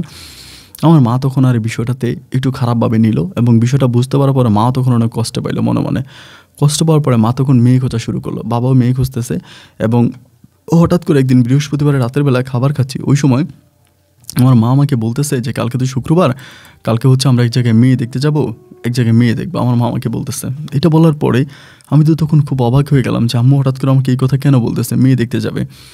তো তারপর আমি তখন কোনো কিছু বলি না, চুপচাপ আসি। তো যাই হোক, রাতের বেলায় নূপুর তখন আমার রুমে আসছে, এসে আমাকে বলতেছে জানো কী হয়েছে? আমি বললাম কী হয়েছে? বলে তোমার মা মেয়ে দেখছে, তোমাকে কালকে দেখতে নিয়ে যাবে এবং তোমাকে বিয়ে করাই দিবে। আমি তখন বললাম যে তারা এরকম পাগলামিটা কেন করতেছে? ও আমাকে বলে তারা তো পাগলামি করবেই, তোমার বিয়ের বয়স হয়েছে, তোমাকে বিয়ে করা লাগবে না? আমি বললাম তা ঠিক আছে, বিয়ে করা লাগবে, কিন্তু তো আমার তোমার সাথে একটা রিলেশন চলতেছে, তারা তো এটা বুঝার পরেও কেন তারা না বুঝার অভিনয় করে? ও আমাকে বলে তাহলে তুমি তোমার আব্বা আম্মার কাছে বলো না কেন যে তুমি আমারে পছন্দ করো, আমারে ভালোবাসো, এটা বলো না কেন? আমি বলি বললে কি হবে, বলার কি কোনো কিছু বাকি রাখছি? তারা কি বুঝে না? তারা তো সব কিছুই বোঝে, কিন্তু বুঝার পরেও তারা না বুঝার অভিনয় করতেছে। ঘুমের মানুষকে জাগানো যায়, কিন্তু যে মানুষটা ঘুমের অভিনয় করে শুয়ে থাকে তাকে তো জাগানো যায় না। আমার আব্বা আম্মা তো ঘুমের অভিনয় করে শুয়ে আছে, আমি তাদেরকে কীভাবে জাগাবো? আমার পক্ষে তো এটা সম্ভব না। পরে আমাকে বলতেছে যে এখন আমি কি করব, তুমি আমাকে বলো, আমি তো তোমাকে ছাড়া বাঁচবো না, আমি তো তোমাকে আমার জীবনের চাইতে বেশি ভালোবাসি, তোমার যদি অন্য কোথাও বিয়ে হয়ে যায় আমি একটা সেকেন্ডও বেঁচে থাকবো না, আমি মরে যাব। আমি বললাম নূপুর পাগলামি করো না, আমি আমার আব্বা আম্মার সাথে কথাবার্তা বলি, দেখা যাক কী হয়। পরে এবার আমি শুক্রবারে সকালবেলা আমার মা আমাকে মেয়ে দেখতে নিয়ে যাবে, একরকম টানা হেঁচড়া করে আমাকে নিয়ে গেল এবং একটা মেয়ে আমাকে দেখাইলো। আমি বললাম যে মেয়েটা আমার পছন্দ হয় নাই। আমি এসেই বলছি দুপুরবেলা যে মেয়ে আমার পছন্দ হয় নাই, আমি মেয়ের বিয়ে করবো না। আমার মা তখন আমাকে বলতেছে পছন্দ হবে তো কাজের মেয়ে, পছন্দ তো তোর কাজের মেয়ে, ভালো কোনো বংশের বা ভালো কোনো ফ্যামিলির মেয়ে তো তোর পছন্দ হবে না। আমি তখন মায়ের মুখের দিকে তাকিয়ে আসছি, বলতেছি মা তুমি কাজের মেয়ে কাকে বলতেছো, তোমার বাসায় তো কোনো কাজের মেয়ে নাই। মা আমাকে বলে কাজের মেয়ে না থাকলে নূপুর আমার বাসার কে, ও আমার বাসায় কি করে, ও কি তোর বউ? আমি বললাম আমার বউ কি না সেটা আমি জানি না, তবে ও তো এই বাড়িতে একটা অধিকার রাখে, ও তো আমাদের বাড়িতে কাজ করতে আসে নাই, ও তোমাকে সাহায্য করার জন্য আসছে। আমার মা বলে সাহায্য করার জন্য আসুক আর যে জন্যই আসুক, ও আমার বাড়িতে কাজ করে। কিন্তু সত্যিকার অর্থে নূপুর কিন্তু অনেকগুলো বছর আমার বাড়িতে, বাট কোনোদিন আমার কাছ থেকে একটা টাকাও বেতন নেয় নেই। আমি দিতে চাইলে ও কোনো কিছু কোনোদিনও নিত না, মানে নিজের মতো করে আমার পরিবারে থাকতো, নিজের মতো করে আমাকে যত্ন করতো, টেক কেয়ার করতো, বাট কোনো বেতন নিত না। তো একটা পর্যায়ে আমি তখন, আমার আম্মা তখন কথায় কথা আমাকে ডিরেক্টলি বলেই দিল যে রাতের বেলায় তো আমি শুধু ঘুমাই না, আমি পঙ্গু হয়েছি দেখে কী হয়েছে, আমি কি দেখি না রাতের বেলায় যে ওই মাইয়া তোর রুমে যায়, তোর সাথে থাকে, তো এটা কিভাবে সম্ভব, একটা একই ঘরের ভিতরে তুই এটা কীভাবে করতেছস? আমি বলি মা তুমি যদি এটা দেখেই থাকো তাহলে তো কোনো সমস্যা নাই, তাহলে তুমি তার সাথে আমাকে বিয়ে করাই দাও, আমি তাকে বিয়ে করে ফেলি। আব্বা আম্মা বলতেছে যে না, আমরা আমাদের জীবন থাকতে কখনোই তোকে ওই মেয়েকে বিয়ে করাবো না, কোনো কাজের মেয়েকে আমরা তোকে বিয়ে করাবো না, প্রয়োজনে এই মেয়েকে বাসা থেকে বের করে দিব, ও আমাদের বাসায় থাকারও কোনো প্রয়োজন নাই, আমাদের কোনো কাজের মেয়ে লাগবে না। আম্মু তখন একেবারে মানে প্রচুর হাইপার হয়ে গেল, অনেক রেগে গেল। আমি বুঝাচ্ছি বাট আম্মু আমার কোনো বুঝ শোনে না, আমার কোনো বুঝ নেই না। আম্মু যেটা রাখতেছে বা আম্মু যেটা বুঝতেছে আম্মু সেটাই বলতেছে, খুব রাগারাগি করতেছে। একটা পর্যায়ে আমি তখন চিন্তা করলাম যে কী করা যায়, আমার তো কাছে তো আসলে অন্য কোনো ওয়ে নেই, অন্য কোনো উপায় নেই, মানে আম্মাকে আর কোনোভাবে বুঝাইতে পারতেছে না। আম্মু কখনোই আমার বুঝ নিচ্ছে না, উনি যেটা বুঝতেছে উনি সেটাই করতেছে, ওনার বুঝ মতো উনি কাজ করতেছে। এক পর্যায়ে আমি তখন ভাবলাম আচ্ছা ঠিক আছে, যা হবার তা হইছে, এই বিষয়টা নিয়ে আমি আর কথা বলবো না। এ পর্যায়ে আমি তখন স্টপ হয়ে গেলাম। কিন্তু আমার আব্বা আম্মা মেয়ে এমনভাবে দেখা শুরু করছে যে আমাকে বিয়ে করাই তারা ছাড়বে। এক পর্যায়ে নূপুর তখন আস্তে আস্তে কেমন যেন রেগে যাচ্ছে আমার উপরে, আমাকে বারবার বলতেছে যে তুমি কি আমাকে ইউজ করছো, তোমার আব্বা আম্মা মেয়ে খুঁজতেছে, তুমি বিয়ে করবা, তুমি তোমার আব্বা আম্মাকে আমার কথা বলো না কেন? আমি বললাম যে আমি কতবার বলছি, আমার মাকে বলছি, কিন্তু তারা তো রাজি হয় না। ও আমাকে বলে তারা রাজি না হোক, কিন্তু তোমার তো প্রাপ্ত বয়স হয়েছে, আর তুমি তো চাইলে আমাকে বিয়ে করতে পারো, তুমি আমাকে বিয়ে করে ফেলো, তোমার আব্বা আম্মাকে বলার প্রয়োজন নেই। আমি বললাম এটা কি ঠিক হবে? ও আমাকে বলে অবশ্যই ঠিক হবে, ঠিক না হওয়ার কী আছে, তুমি যদি আমাকে পছন্দ করেই থাকো, আমাকে ভালোবেসেই থাকো, তাহলে তোমার আব্বা আম্মাকে বলার তো কোনো প্রয়োজন নাই, তুমি আমাকে বিয়ে করো এবং বিয়ে করার পরে যদি প্রয়োজন মনে করো তবেই তোমার আব্বা আম্মাকে জানাও, তা না হলে জানানোর প্রয়োজন নেই। আমি তখন বললাম এভাবে বিয়ে করাটা কি ঠিক হবে? ও বলে হ্যাঁ অবশ্যই ঠিক হবে। ওর কথা মতো এর পরের দিনে যশোর শহরে গিয়ে আমি তখন ওকে বিয়ে করে ফেলি। কাজী অফিসে গিয়ে 3 লক্ষ টাকা কাবিনে তাকে বিয়ে করি এবং এই বিষয়টা সম্পূর্ণ গোপন রাখি, বিষয়টা কাউকেই বলি না এবং কারোর সাথে এই বিষয় নিয়ে কোনো শেয়ার করি না। বিয়ে করার পরে ও আমার পরিবারে আছে, বাট মা তো আর এই বিষয়টা বুঝতে পারে না। আমি আমার দোকানে কাজ আছে, দোকান পরিষ্কার করতে হবে, ইঁদুরে অনেক মাল কেটে ফেলছে, এই কথাটা উল্টাপাল্টা বলে আম্মুকে বললাম যে দোকানে একটু কাজ করতে হবে, এটা বলে আমি তখন নূপুরে ঘর থেকে নিয়ে গেছি। বাট আম্মুকেও বুঝতে দেয় না যে আমাকে বিয়ে করতে নিয়ে যাচ্ছি, এবং বিয়ে শাদী করে দেন ওকে আমি তখন ঘরে এনে দিয়ে গেলাম। পরে বিষয়টা তখন দেখলাম যে আস্তে আস্তে করে নূপুর তখন আমার পরিবারে খুব ভালো করে আসছে, কিন্তু আমার মা বাবা ওই যে মেয়ে খুঁজতে খুঁজতে আমার আম্মা কী করলো, তারই এক মানে মোটামুটি ওনার এক বান্ধবীর মেয়ে নাম হচ্ছে লিপি আক্তার, ওই লিপি আক্তার মেয়ের সাথে আমাকে, ওই মেয়েকে দেখায়ও নাই বা মেয়ের সাথে আমাকে কোনো দিন কথাও বলাই না, আমি জানিও না, বাট ওই মেয়ের সাথে উনি আমার বিয়ের দিন তারিখ ঠিক করে ফেলছে। আমার বাবা মা দুজনে মিলে বিয়ের দিন তারিখ ঠিক করে ফেলছে, ওই মেয়েকে আমাকে বিয়ে করাবে এবং আমাকে ডিরেক্টলি বলতেছে, ওই দিন ছিল মাসের হচ্ছে 8 তারিখ, আমাকে বলে 15 তারিখ তোর বিয়ে, মানে 8 তারিখে আমাকে জানাইতেছে যে 7 দিন পরে আমার বিয়ে, 15 তারিখ আমার বিয়ে। তা আমি তখন বললাম যে তোমরা হঠাৎ করে আমার বিয়ে ঠিক করলা, অথচ আমি এটা জানিই না, তাহলে আমাকে কি জানানোটা প্রয়োজন মনে করলো না, আমাকে কেন বললো না? বাবা মা দুজনেই তখন খুব রেগে গিয়ে বলতেছে বলবো কি, আমরা তো জানি তুই কোন পথে ঘুরতেছস, তুই কারে চাইতেছস, তো তুই যাকে চাচ্ছিস, যাকে বিয়ে করার জন্য তুই মরিয়া হয়ে উঠেছিস, তাকে আমরা তোকে কখনোই বিয়ে করাবো না, এটা তুই স্বপ্নও চিন্তা করিস না। এই মেয়েটা মানে গরিব অসহায়, তখন কিন্তু এই নূপুরের বাবাও কিন্তু মারা গেছে, ওই সময় নূপুরের মায়া থাকতো এবং তিনিও খুব অসুস্থ থাকতো, তাদের মোটামুটি একটু টুকিটাকি জায়গায় সম্পত্তি আছে, ওইগুলো চাষবাস করে নূপুরের মা বর্গা বাগা দেয়, ওগুলো দিয়ে চলতো। এবং ওর মাও মানুষের বাড়িতেই সময় পাইলে টুকিটাকি কাজ টাজ করতো। তো একটা পর্যায়ে আমার আম্মা বলতেছে মেয়েটা ইতিম, বাপ মারা গেছে, এবং এইটার উপরে মায়া দেখে আমি আমার পরিবারে রাখছি, তা না হলে অনেক আগে ওরা লাথি মেরে ঘর থেকে বের করে দিতাম, অনেক আগেই লাথি মেরে বের করে দিতাম। এমন মেয়ের আমি জীবনে এই ঘরে রাখতাম না, ওই আমার ঘরে থাকার কোনো রকমের যোগ্যতা নেই। মানে আম্মু খুব রেগে গিয়ে আমাকে এই কথাগুলো বলতেছে। আম্মুর কথাগুলো শুনলাম, শোনার পরেই তো যাই হোক একটা পর্যায়ে দেখলাম যে না, ওই দিন যত পার হচ্ছে আমাকে ওই মেয়েকে বিয়ে করাই দিবে। তো এরকম করতে করতে আমি জানি না আমার বিয়ের দিন তারিখও ঠিক করে ফেলছে, 13 তারিখ হয়ে গেছে, 14-15 মধ্যে আছে একদিন। আমি তখন বললাম যে নূপুর কী করা যায়, এখন হাতে আছে মাত্র একদিন। ও আমাকে বলে তুমি যদি এখন তোমার পরিবারকে এটা জানাও যে তুমি আমাকে বিয়ে করছো বা আমাকে বিয়ে করে ফেলছো, তোমার বাপ মায়ের যেভাবেই পারে তোমার কাছ থেকে আমাকে নিয়ে যাবে, তোমার কাছে আমাকে রাখবে না, এবং যেভাবেই হোক তারা তোমার কাছ থেকে চিনিয়ে মিনিয়ে হলেও আমাকে নিয়ে যাবে। তো তুমি এখন তোমার আব্বা আমাকে এটা বললো না আমরা যে বিয়ে করছি।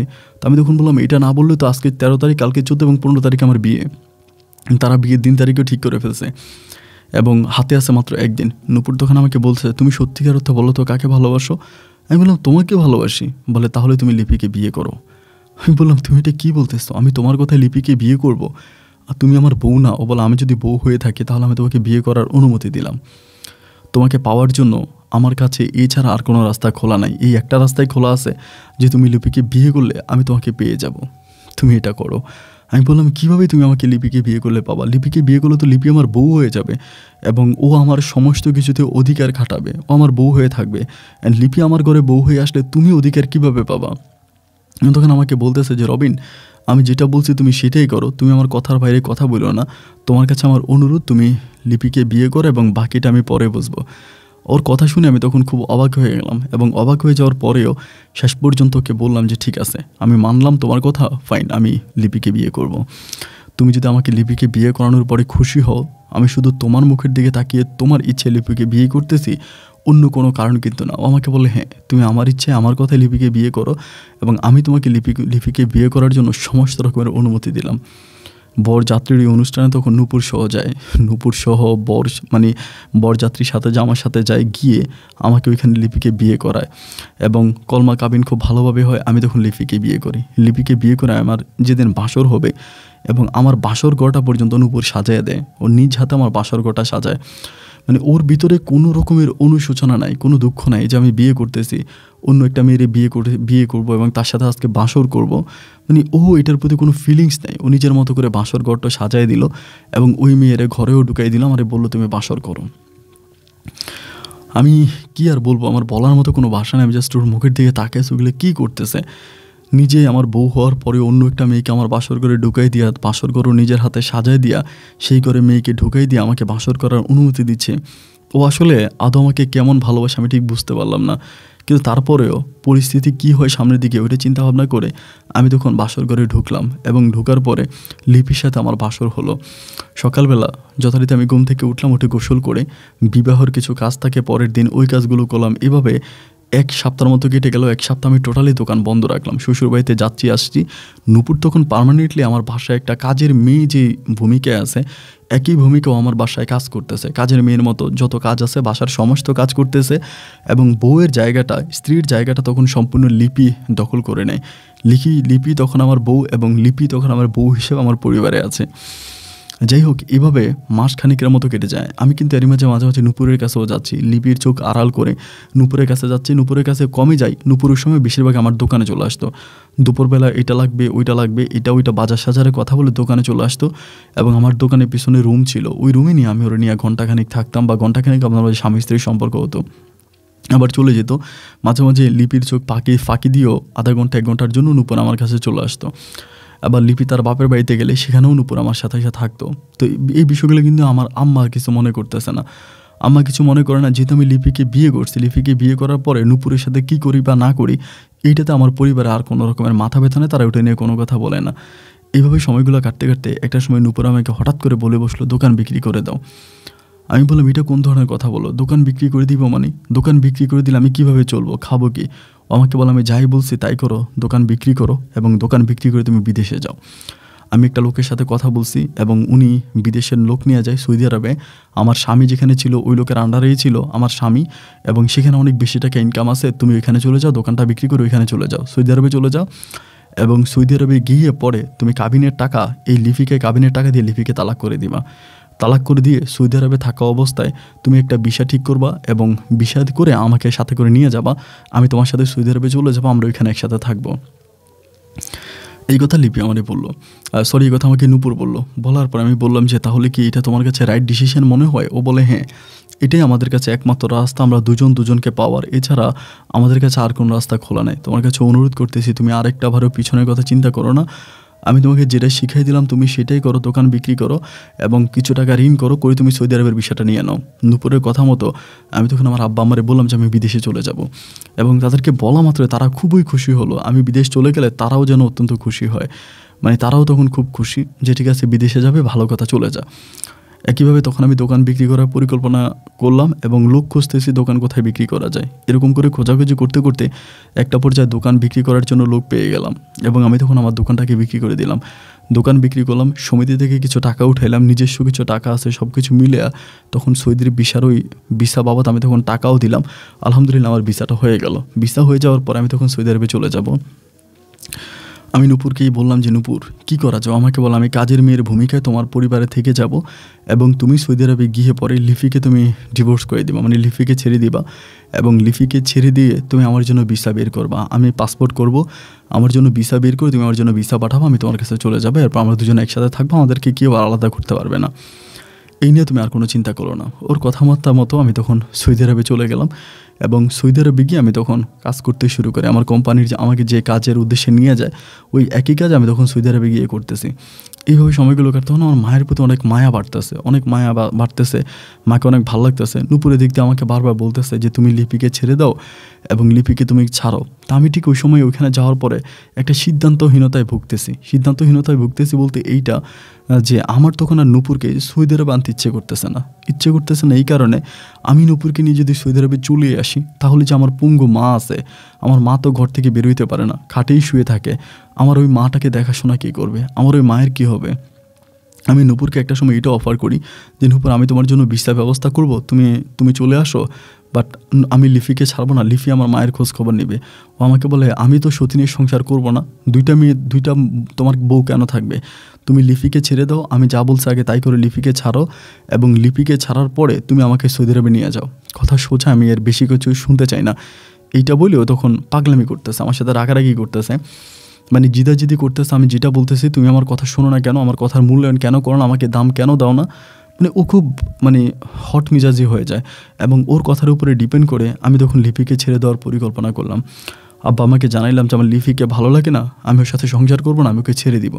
আব্বা আম্মা তো এটা শোনার পর একদম আসমান থেকে পড়ছে, আমার বলে এই কাজটা ভুলেও করিস না, এই মেয়েটার তো কোনো অপরাধ নাই এবং ও তো আমাদের সাথে ভালোই আছে, তাহলে এই কাজটা কেন করবি? আমি বললাম আমার ভালো লাগে না, বউ হিসেবে তো আমার সাথে যায় না, ওর চেহারা ভালো লাগে না, তোমরা আমারই বিয়ে করাইছো, তোমাদের মতো করে বিয়ে করাইছো, আমি তোমাদের মন রক্ষাতে তোমাদের উপরে খুশি হয়ে বা তোমরা যেভাবে বলছো এভাবে আমি লিপিকে বিয়ে করছি, কিন্তু আমি লিপির সাথে থাকবো না এবং আমি ওকে ছেড়ে দিব। পরে ও আমার কাছে যে টাকা পাবে কাবিন বাবদ, কাবিনের সমস্ত টাকাগুলো দিয়ে আমি ওর কাছ থেকে রিলিজ নিয়ে নেব। আমার আব্বা তখন আমাকে বুঝাইতেছে এই কাজটা তুই করিস না, কিন্তু আমি বাবার কোনো কথা শুনলাম না শুনে আমি তখন লিপিকে বিদেশ থেকে ডিভোর্স করে দিলাম, মানে তালাক করে দিলাম, এবং তালাকের যে টাকা ওই টাকা আমি তখন আমার আব্বা আম্মার হাতে দিয়ে দিলাম যে তোমরা তাকে টাকাটা দিয়ে দিয়ে তাকে বাসা থেকে বের করে দাও। কিন্তু তালাক দিয়ে দেওয়ার পরেও আমার বাপ মা তখন আর লিপিকে ঘর থেকে বের করলো না।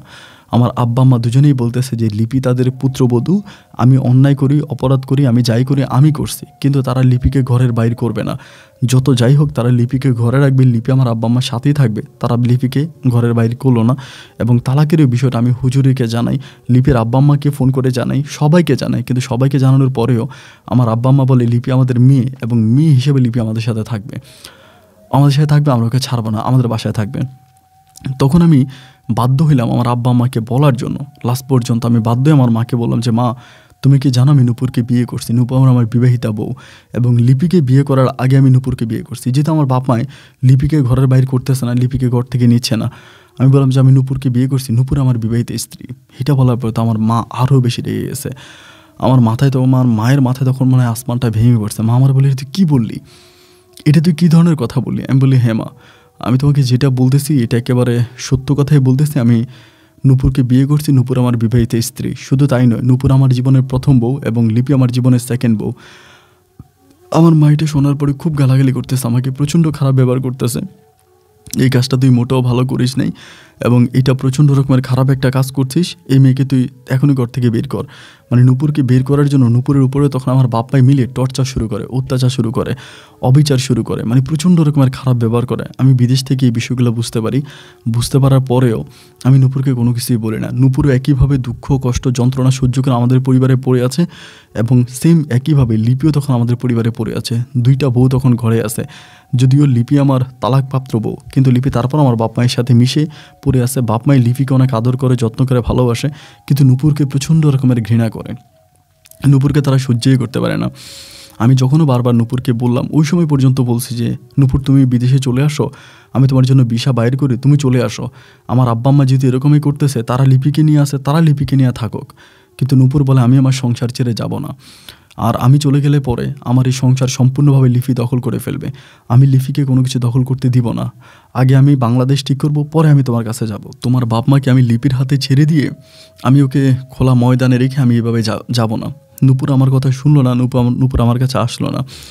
এইভাবে সময়গুলো কাটতে কাটতে অনেকগুলো দিন তখন কেটে গেল। আমার নূপুরের উপর তখন খুব রাগ লাগলো, মানে এত পরিমাণে রাগ লাগলো যে ও আমার কথা কেন শুনবে না? আমি ওর হাজব্যান্ড, আমি ওর স্বামী, ওর তো অবশ্যই আমার কথা শোনা উচিত। আমি যখন ওকে বললাম যে তুমি আমার কাছে চলে আসো, তাহলে তো আমার কাছে চলে আসবে, আমার বউ আমার কথা শুনবে, আমার কথা মতো চলবে। কিন্তু সেখানে নূপুর আমার কথার কোনো মূল্যায়ন করলো না, আমার কথার কোনো দাম দিল না।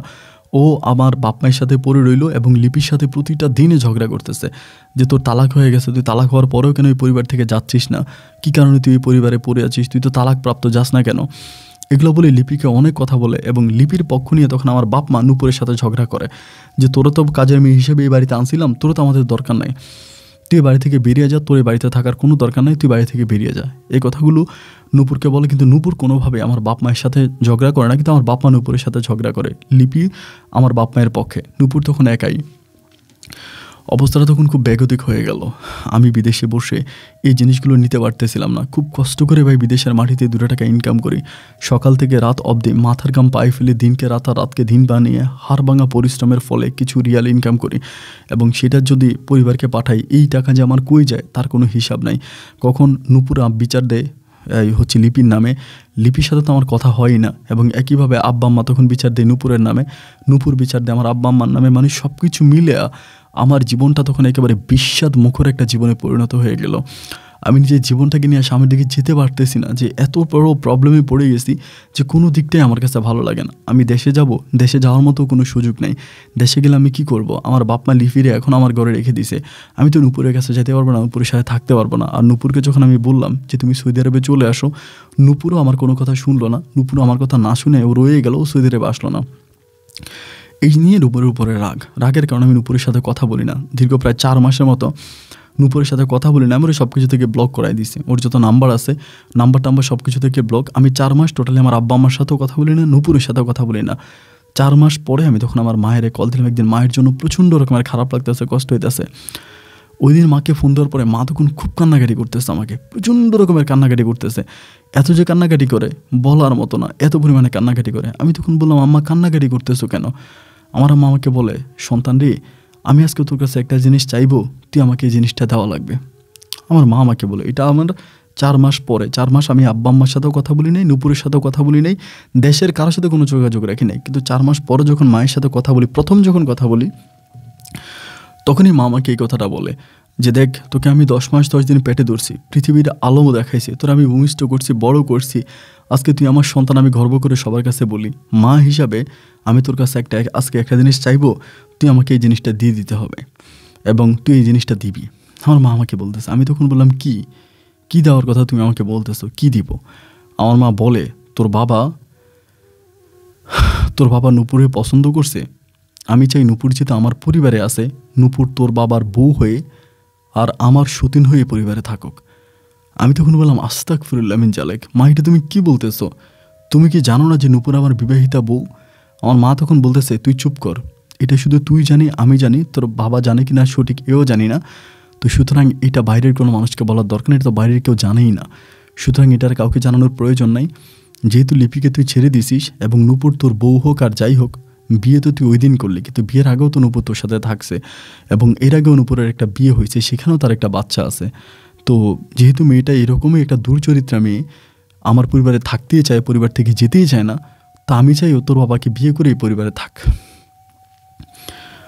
তুই চুপ থাক, তুই কোনো কথা বলবি না, তুই বিদেশে থাক, তোর তালাক মালাকও কোনো কিছু দেওয়ানোর দরকার নেই, কারণ তুই তার ওরকম কোনো কিছু লাগবে না, আমরা ওরে তোর বাবার ওরে বিয়ে করাবো এবং তোর বাবা ওরে পছন্দ করছে। মানে কথাটা শোনার পরে ভাই আমার শরীরে তখন পশম দাঁড়ায় গেছে যে মা এটা কী ধরনের কথা বলতেছে। এবং মা আমাকে বলে, তুই যদি আমার কথায় রাজি না হস, আমি তোরে 10 মাস 10 দিন পেটে ধরছি, আমি আল্লাহরে সাক্ষী করে বলতেছি, আমি তোরে কোরআন ছুঁয়ে তোর আমি বলবো যে আমি নিজের জীবনটা দিয়ে দেবো, আমি আত্মহত্যা করব। আমি তোর বাবার যন্ত্রণা সহ্য করতে পারতেছি না, তোর বাবা ওরে পছন্দ করছে, তোরে বিয়ে করতে চায়। আর একইভাবে লিপিকে তুই তালাক দেওয়ার পরেও লিপি এই পরিবার এখনও রয়ে গেছে, আমরাই রেখে দিয়েছি। তা আমার কাছে সব কিছু মিলে এখন কেমন জানি আমার কাছে মনে হচ্ছে আমি আর এই জিনিসগুলো নিতে পারতেছি না। তোরে আমি যেটা বলছি তুই সেটাই কর, তুই লিপিকে তোর বাবাকে আমরা নূপুরকে বিয়ে করাবো, তুই অনুমতি দে। আমি বললাম, তো আমার অনুমতি দেওয়ার কী আছে, আমার অনুমতি দেওয়ার কী আছে, আমার অনুমতির জন্য তোমরা কেন বসে আছো, তোমাদের যা যা করার দরকার তোমরা তাই করো, কিন্তু আমার অনুমতি লাগবে কেন? আমার মা তখন বলে যে না, নূপুরকে আমরা বলছি, নূপুর বলে তুই যদি বলস তাহলে নূপুর রাজি, কিন্তু তোর কথার উপরে নূপুর বসে আছে। আমি বললাম মানে, আমি বললি নূপুর আমার বাবাকে বিয়ে করবে? বলে আমার মা বলে হ্যাঁ। এবং তাহলে দাও, তোর ফোনটা দাও, মানে রাগে আর কি, তখন একরকম মায়ের উপরে রাগ করে এবং নূপুরের উপরেও আমার রাগ যে আমি ভিসা দিলাম নূপুরকে, আমি বললাম তুমি সৌদি আরবে চলে আসো, নূপুর আসলো না, আমার বাপ মায়ের সাথে ঝামেলা তৈরি করতেছে। এবং সে নাকি আমার মাকে এটাও বলে যে সে আমার বাবাকে বিয়ে করতে রাজি আছে যদি আমি তাকে অনুমতি দিই। ওই রাগের বশবর্তী আমারে বললাম যে ফোনটা তুমি নূপুরের কাছে দাও। মা তখন নূপুরের কাছে, আমি বললাম কি নূপুর, তুমি আমার বাবারে বিয়ে করে ফেলো, আমি অনুমতি দিলাম, যাও। আমাকে বলে ভেবে চিনতে দিতেছো তো? আমি বললাম হ্যাঁ ভেবে চিনতে দিতে আসি, তুমি আমার বাবারে বিয়ে করবো না, করো, আমার বাবারে তুমি বিয়ে করো, তুমি যে আমি যে তোমার বিয়ে করছি এটা আমি কাউরে জানাবো না। আমাকে বলে ঠিক আছে, জিনিসটা যাতে মাথায় থাকে। আমি বললাম হ্যাঁ থাকবে, এটা বলে ফোনটা কেটে দিলাম, মানে সম্পূর্ণ রাগ করেই। কিন্তু ভাই বিশ্বাস করবেন কিনা জানি না, এর পরের দিনে আমি আমার মায়ের মুখে শুনতে পাই, যেদিন আমি নূপুরকে অনুমতি দিলাম আমার বাবাকে বিয়ে করার জন্য, ঠিক ওই দিন রাতেই নাকি নূপুর সত্যি সত্যি আমার বাবাকে দেনমোহর করে বিয়ে করে ফেলে। মানে আমি এটা কিন্তু সম্পূর্ণ রাগ করে, রাগের বশবর্তী হয়ে, নূপুরের উপরে রাগ, মায়ের উপরে রাগ, বাবার উপরে রাগ, পরিবারের উপরে রাগ করে কিন্তু আমি কথাটা বলছি। এটা কিন্তু আমি মন থেকে বলি নাই, এটা কিন্তু আমি কখনোই মন থেকে বলি নাই, সম্পূর্ণ রাগের বশবর্তী হয়ে কথাটা বললাম। কিন্তু এটা বলার পরে নূপুর কীভাবে এই কাজটা করে ফেললো এবং আমার বাপ মাও কীভাবে জেনে শুনি নূপুরকে আমার বাবা বিয়ে করে ফেললো, মা আবার নিজের হাতে বিয়ে দিল, প্রতিটা ব্যাপার আমার কাছে তখন কেমন জানি মানে গোকুল ধাঁধার মতো মনে হচ্ছিল, যেটা কী ব্যাপার। আমি এত পরিমাণে রাগ করি নূপুরের উপরে এবং রাগের বশবর্তী আমি নূপুরের সাথে কথা বলি না। আমি পুনরায় আবারও লিপির সাথে কথা বলতে শুরু করি, লিপির সাথে কথা বলি এবং লিপিকে বললাম যে লিপি আমি তোমাকে কলমা কাবিন করে আমি তোমাকে আবার বিয়ে করব, আমার কপালে যা আছে তাই হবে, আমি তোমার আবার বিয়ে করব, তুমি মানে আমার পরিবারের সাথে কথা। মারে বলি যে মা আমি লিপির আবার বিয়ে করব। এই কথা বলার পরে মা তখন বলে ঠিক আছে সমস্যা না, আমরা হুজুরের সাথে আলোচনা করব, তুই যেহেতু মুখে একবার তালাক দিয়ে দিছিস, কেমনি বিয়ে করা যায় শরীয়ত অনুযায়ী, তুই দেশে, আমি তোকে লিপিকে বিয়ে করাবো, লিপি থাকুক আমাদের ঘরে। তখন এত পরিমাণে রাগ আমার পরিবারের উপর আমার হলো, আমি কম করে হলেও 2 থেকে 3 বার আমি জাস্ট আত্মহত্যা করার জন্য গেছিলাম, যে আমি ফাঁসি দিয়ে মরে যাব, আমি বিষ খাবো। আমার বন্ধুরা যারা রুমে আছে, বাংলাদেশি ভাই এবং আমার পাকিস্তানি 2-3টা ভাই আছে, ইন্ডিয়ান কয়টা ভাই আছে, এদের ঋণ কখনো শোধ করতে পারবো না, ওরা সবাই আমাকে তখন জড়ায় ধরে চিৎকার করে আমাকে বোঝাচ্ছে যে এটা জীবন হতে পারে না, তুই আত্মহত্যা করে ফেললি সব কিছু সমাধা হয়ে যাবে না, আজকে যে পরিস্থিতির মধ্যে দাঁড়িয়েছিস এবং এটার জন্য শুধু যে তুই দায়ী তা না, এটার জন্য গোটা পরিবারটা দায়ী। যাই হোক, তুই নিজের, আমার এই ঘটনাটা আমার বন্ধুবান্ধব সবাই জানে, সবারই বিষয়টা জানাইছে, ওরা আমার বুঝায় এবং ওরা বলে তুই দেশে যাইস না, এখন দেশে গেলে আরও একটা বিপদে পড়বে, আমাকে দেশেও যাইতে দেয় না। এই অবস্থার ভিতরে আমি আর পরিবারের সাথে কথা বলি নাই, টোটালি কথা বলি নাই। 19 সালের এই ঘটনা, 20 সাল গেছে, 21 সাল গেছে, 21 সালের লাস্টের দিকে আমি তখন মানে 2-2.5 বছর পরে, 2-2.5 বছর আমি টোটালি কোনো ফোনে কোনো রকমের আমার পরিবারে কোনো খোঁজখবর নেইনি। মা বলেন, বাবা বলেন, বড় বোনটারে বিয়ে দিচ্ছি, বড় বোনের কোনো খোঁজখবর নেই, মানে কোনো জায়গায় আমি কাউরে ফোনে দেই নাই 2-2.5 বছরের মতো। টোটালি একদম চোখ বন্ধ করে করোনা গেল এবং মহামারী গেল, সব কিছু মিলে আমি পড়ে আছি। আমার বাপ কি মরছে, মা কি মরছে, তারা কি বেঁচে আছে না মরে গেছে, আমি কারো কোনো খবর নেই নাই। 2-2.5 বছর পরে আমার তখন হঠাৎ করে মনে হলো মানে খারাপ লাগতেছে আর কি পরিবারের জন্য। এমনি খারাপ লাগা থেকে আমি পুনরায় আমার মারে আবার ফোন দিলাম 2.5 বছর পরে। ফোন দেওয়ার পরে মা তখন কান্নাকাটি করতেছে, প্রচুর কান্নাকাটি করতেছে আমার সাথে। আমি বললাম, কী ব্যাপার, কাঁদতেছো কেন? তুমি আমার কাছে কাঁদতেছো কেন? মা আমাকে বলো, আমি তো খাল কেটে কুমির নিয়ে আসছি আমার ঘরে। আমি তখন বললাম, খাল কেটে কুমির নিয়ে আসছো মানে? খাল কেটে কীভাবে কুমির আনলা? ঘটনা কি? তুমি কান্নাকাটি কেন করতেছো? আমার মা তখন চিৎকার করে বলে, আমার এই জীবন নষ্ট হওয়ার পিছনে একমাত্র তুই দেয়।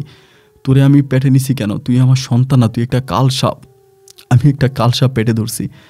মানে আজকে 2.5 বছর পরে আমি সন্তান হয়ে বিদেশে থেকে মারে ফোন করলাম, যেখানে মা আমার সাথে একটু ভালো করে কথা বলবে, আমাকে একটু সান্ত্বনা দিবে, আমার দুঃখ একটু শুনবে, সে জায়গা থেকে আমার মা আমার সাথে খারাপ ব্যবহার করতেছে। বলতেছে আমাকে পেটে নিয়েই নাকি সে জীবনে মহা অন্যায় করছে, মহা পাপ করছে এবং তাকে সারা জীবনে পাপের প্রায়শ্চিত্ত করে যেতে হবে। আমার মতো সন্তান যেন আর কোনো মায়ের পেটে না আসে। আমি এতটাই অভাগা, এতটাই কপালপড়। আমি তখন বললাম, মা অন্যায়টা কী করলাম? কি অপরাধে তুমি মা আজকে আমাকে এইসব কথাগুলো শোনাইতেছ? মা আমারে বলে, তুই আমার ঘরের ভিতরে এমন একটা কালসাপ নুপুরে তুই ঘরে কেন আনলি? কেন তুই মেয়ের ঘরে ঢুকাইলি? ও তো আমার পুরো পরিবারটা নষ্ট করে দিস। আমি বললাম, নুপুরের তো কোনো দোষ নাই, ওরে আমি বিয়ে করছি। আমার বউ হওয়ার পরে আমার বাপের বউ তুমি তারে বানাইলা, তো এখন নুপুরের দোষ কেন দিতেছ? আমার মা বলে, তুই জানোস ও কী করছে? আমি বললাম, কী করছে? বলে, তোর বাবার যত জায়গা সম্পত্তি আছে, স্থাবর সমস্ত সম্পত্তি এই নুপুর তোর বাবার কাছ থেকে নিয়ে নিছে। আমি বললাম, মানে কেমনি, কীভাবে সম্ভব? আমার মা বলে, হ্যাঁ, তোর বাবাকে বোকা বানায়া কি খাওয়াইছে তোর বাবারে, নাকি মন্ত্র করছে, না তাবিজ করছে, না কি করছে আমি জানি না, তোর বাবা স্বইচ্ছায় গিয়ে তার যত জায়গায় সম্পত্তি আছে সব নুপুরের নামে লিখে দিছে। আমি তখন বললাম, ভালো কথা, আর লিপি কোথায়? জানতে পারলাম লিপি আমার পরিবার থেকে চলে গেছে। চলে গিয়ে লিপি অন্য কোথাও বিয়ে বসে গেছে। এই যে আমি লিপির 2 বছর ধরে খোঁজ খবর নেই, পরিবারের সাথে যোগাযোগ করে নিয়ে লিপি চলে গেছে। চলে গিয়ে লিপি তখন অন্যত্রে বিয়ে বসে গেছে। এই জায়গা থেকে মা তখন আমাকে এগুলো বলতেছে। তো আমি বললাম, যেহেতু কীভাবে বাবার জায়গায় সম্পত্তি ও নিয়ে গেল, রেজিস্ট্রি করে ফেললো, এটার কি কোনো মানি বা হদিশ তুমি পাও না? আমার মা বলে, নিয়ে গেছে তো গেছে, আবার মেয়ে তখন চালাকি করে জায়গাগুলো তোর বাবার কাছ থেকে নিয়ে এই সমস্ত জায়গা ওই মেয়ে তার মায়ের নামে দিয়ে দিছে। ওর মায়ের নামে তার সমস্ত জায়গা দিয়ে দিছে। আমি গভর্নমেন্টের কাছে, সরকারের কাছেও আবেদন করছি, চেয়ারম্যান মেম্বার দিয়েছি, অনেক কিছু করছি, কিন্তু আমি এই জায়গার আনতে পারি না। এই জায়গার আমি আনতে পারি না কারণ জায়গা অলরেডি আরেকজনের নামে হয়ে গেছে, রদবদল হয়ে গেছে। আমি বললাম, ভালো কথা মা, তাহলে তো আল্লাহর খেলা আল্লাহ ভালোই দেখাইছে, আমার অপরাধ কি? তাহলে শুধু আমাকে কেন দোষারোপ করতেছো, আমাকে গালাগালি কেন করতেছো? আমার মা বলতেছে, আরে কুলাঙ্গার, তুই তাড়াতাড়ি কিছু একটা কর। আমি তখন বললাম, কি করব? মহামারীতে এত মানুষ মরে গেল, তোমরা মরলা না? তোমার মাজা ভাঙছে, এত বছর হয়ে গেল, তুমি এ মাজা ভাঙ্গা নিয়া তুমি কেমনে বাইচে আসো? তুমি আমার বিবাহিত বউয়েরে তুমি আমার বাপের বউ বানাই দিলা, তুমি তো আমার সেই মা। আমার মা বলে, তুই কথা না বাড়াইয়া সম্পদটারে বাঁচা। কেমনে বাঁচানো যায়? তা 22 সালের ফেব্রুয়ারিতে আমি তখন বাংলাদেশে আসি। 22 সালের ফেব্রুয়ারিতে মায়ের প্যারায় নিতে পারতেছি না বিদেশে, মা খুব জ্বালাইতেছে, তখন আমি বাংলাদেশে আসি। বাংলাদেশে আসার পরে নুপুর আর আমার সামনে আসে না। ওর বাপের বাড়িতে থাকে এবং আমার বাবাও আধা পাগল। মানে ওই সময় বাবার যে কী খাওয়াইছে না কি করছে আল্লাহ ভালো জানে। আমার বাবা আধা পাগল, মানে মাথা ঠিক নেই, কখনো এদিকে দৌড়ায়, কখনো ওইদিকে দৌড়ায়, কখনো ভালো বলে, কখনো খারাপ বলে। 5 মিনিট খারাপ হলে তো 10 মিনিট ভালো, 10 মিনিট ভালো হলে তো 5 মিনিট খারাপ। মানে এমন একটা অবস্থার মধ্যে, তালিবালির মধ্যে বাবার জীবন কাটতেছে। বাড়িতে যাওয়ার 15 দিন পরে আমি তখন নুপুরের বাড়িতে গেলাম। নুপুর আমার সামনে আসে না। আমার কাছ থেকে তখন আমি তার ফোন নাম্বার নিলাম, বাড়িতে গিয়েও তারে পাই নাই। ফোনে আমি তারে কল দিলাম, ও রিসিভ করছে মোবাইলে। তাই আমি বললাম যে, নুপুর, আজকে তো 2022 সাল, এখন অনেক বছর পর আমি বিদেশ থেকে আসছি, তো তোমার মনস্তাবটা কি, তোমার মন্তব্যটা কি, তুমি আসলে কি চাচ্ছ? ও আমাকে বলল, আমি কি চাচ্ছি? আমি কিছু চাচ্ছি না, আমার স্বামীর সম্পদ আমি নিছি, তাতে তোমার কি? এখনও তো গ্রামের মানুষ, এলাকার মানুষ কেউ জানে না যে তুমি আমার স্বামী ছিলা, তুমি আমার এই ব্যবহার করছো, বিয়ের আগে তুমি আমার ইউজ করছো, রাতের বেলা আমার ঘরে ডাইকে নিয়া তোমার বাপে আমার ইউজ করছে, তো আমি আমার সম্পদ দিব না? তোমার বাপে আমার নামে লিখে দিছে। আমি বলি, কেন বাবা তোমার নামে লিখে দিল? আমার বাবার সন্তান তো আমি আছি, আমার বোন আছে, তারা থাকার পরে আমার বাবা কেন তার সমস্ত সয় সম্পত্তি তোমার নামে লিখে দেবে? আমাকে বলে, লিখে দিছে কেন, তোমার আব্বাকে জিজ্ঞেস করো। আমি বলি, আমার আব্বা তো পাগল। বলে, পাগল হলে গিয়ে তোমার আব্বারে নিয়ে মামলা করো। আব্বা কিন্তু মামলা করতেও রাজি নেই। আবার আমি যতবার বললাম যে চলো নূপুরের নামে মামলা করে, আব্বা বলে না, নূপুরের কোনো দোষ নাই, সে নূপুরের নামে মামলা করবে না। কী যে খাওয়াইছে বা কী যে করছে এটা একমাত্র উপরে আল্লাহ ভালো জানে, আমি বলতে পারি না। পরে আমি বললাম যে তুমি কী চাও? বলে কিচ্ছু চাই না। আমি 2 মাসের মতো দেশে ছিলাম, একটা নজর আমি নূপুরে দেখতে পাই নাই, একটা নজর আমি নূপুরে দেখতে পাই নাই, একটা নজরও আমি দেখি নাই। পরেও কী করছি, আমি 2 মাস দেশে থাকার পরে কোনো কিছু ঠিক করতে না পাই না, আমি তখন মার্চের দিকে, আমি তখন আবার 2022 সালের মার্চের দিকে আমি তখন আবারও সৌদি আরবে ব্যাক করে চলে আসি। 22 সাল পুরোটাই রইলাম, 23 সাল রইলাম। 23 সালের দিকে, 23 সালের মার্চ মাসে ও তখন বিয়ে করবে এক ছেলেরে, নাকি ও পছন্দ করছে, ওই ছেলেকেও বিয়ে করবে নূপুরে। তো বিয়ে করবে, করুক, আমার কোনো সমস্যা নেই। ওই ছেলেরও বিয়েও করছে, ওই ছেলের বিয়ে করছে। বিয়ে করার পর ওই ছেলে সংসার করতেছে, ওই ছেলে দেশে আছে, ব্যবসা বাণিজ্য করে, ওই ছেলেকে বিয়ে করছে। আমাদের দিকে যশোরে বাড়ি, ওরে বিয়ে করে ওই ছেলের সাথে থাকতেছে। আমার সাথে তখন যোগাযোগ হয় ওর ফোনে, যোগাযোগ করে আমি তোরে বলি যে তুই তো একটা বেঈমান, মানে রাগ করে ওর সাথে যোগাযোগ করে গালাগালি করার জন্য, যে আমার বাবার জীবনটা নষ্ট করছে, আমার জীবনটা নষ্ট করছে, পুরো আমাদের পরিবারটাকে নষ্ট করছে, আমার বাবার সমস্ত সয় সম্পত্তি, আমরা যেখানে বাড়ি বানাইছি ওই বাড়িটা পর্যন্ত তার নামে রেজিস্টার করা, যেখানে আমরা ঘর বানাইছি, মানে কিচ্ছু নেই আমাদের, টোটাল কথা যেটা। দেন ও তখন আমারে বলতেছে যে তুমি কি চাও আমারে বলে। আমি বললাম যে তুই তো এখন অন্য পুরুষের সংসার করতেছস, তার সাথে আসস, এখন কি? আমি রাগ করে ওরে বিয়ে করছি। তো রাগ করে মানে আমার বল, আমি তোমার একটা অফার দিতে পারি, তুমি যদি আমার অফারটা রাখো। আমি তখন বললাম কী অফার?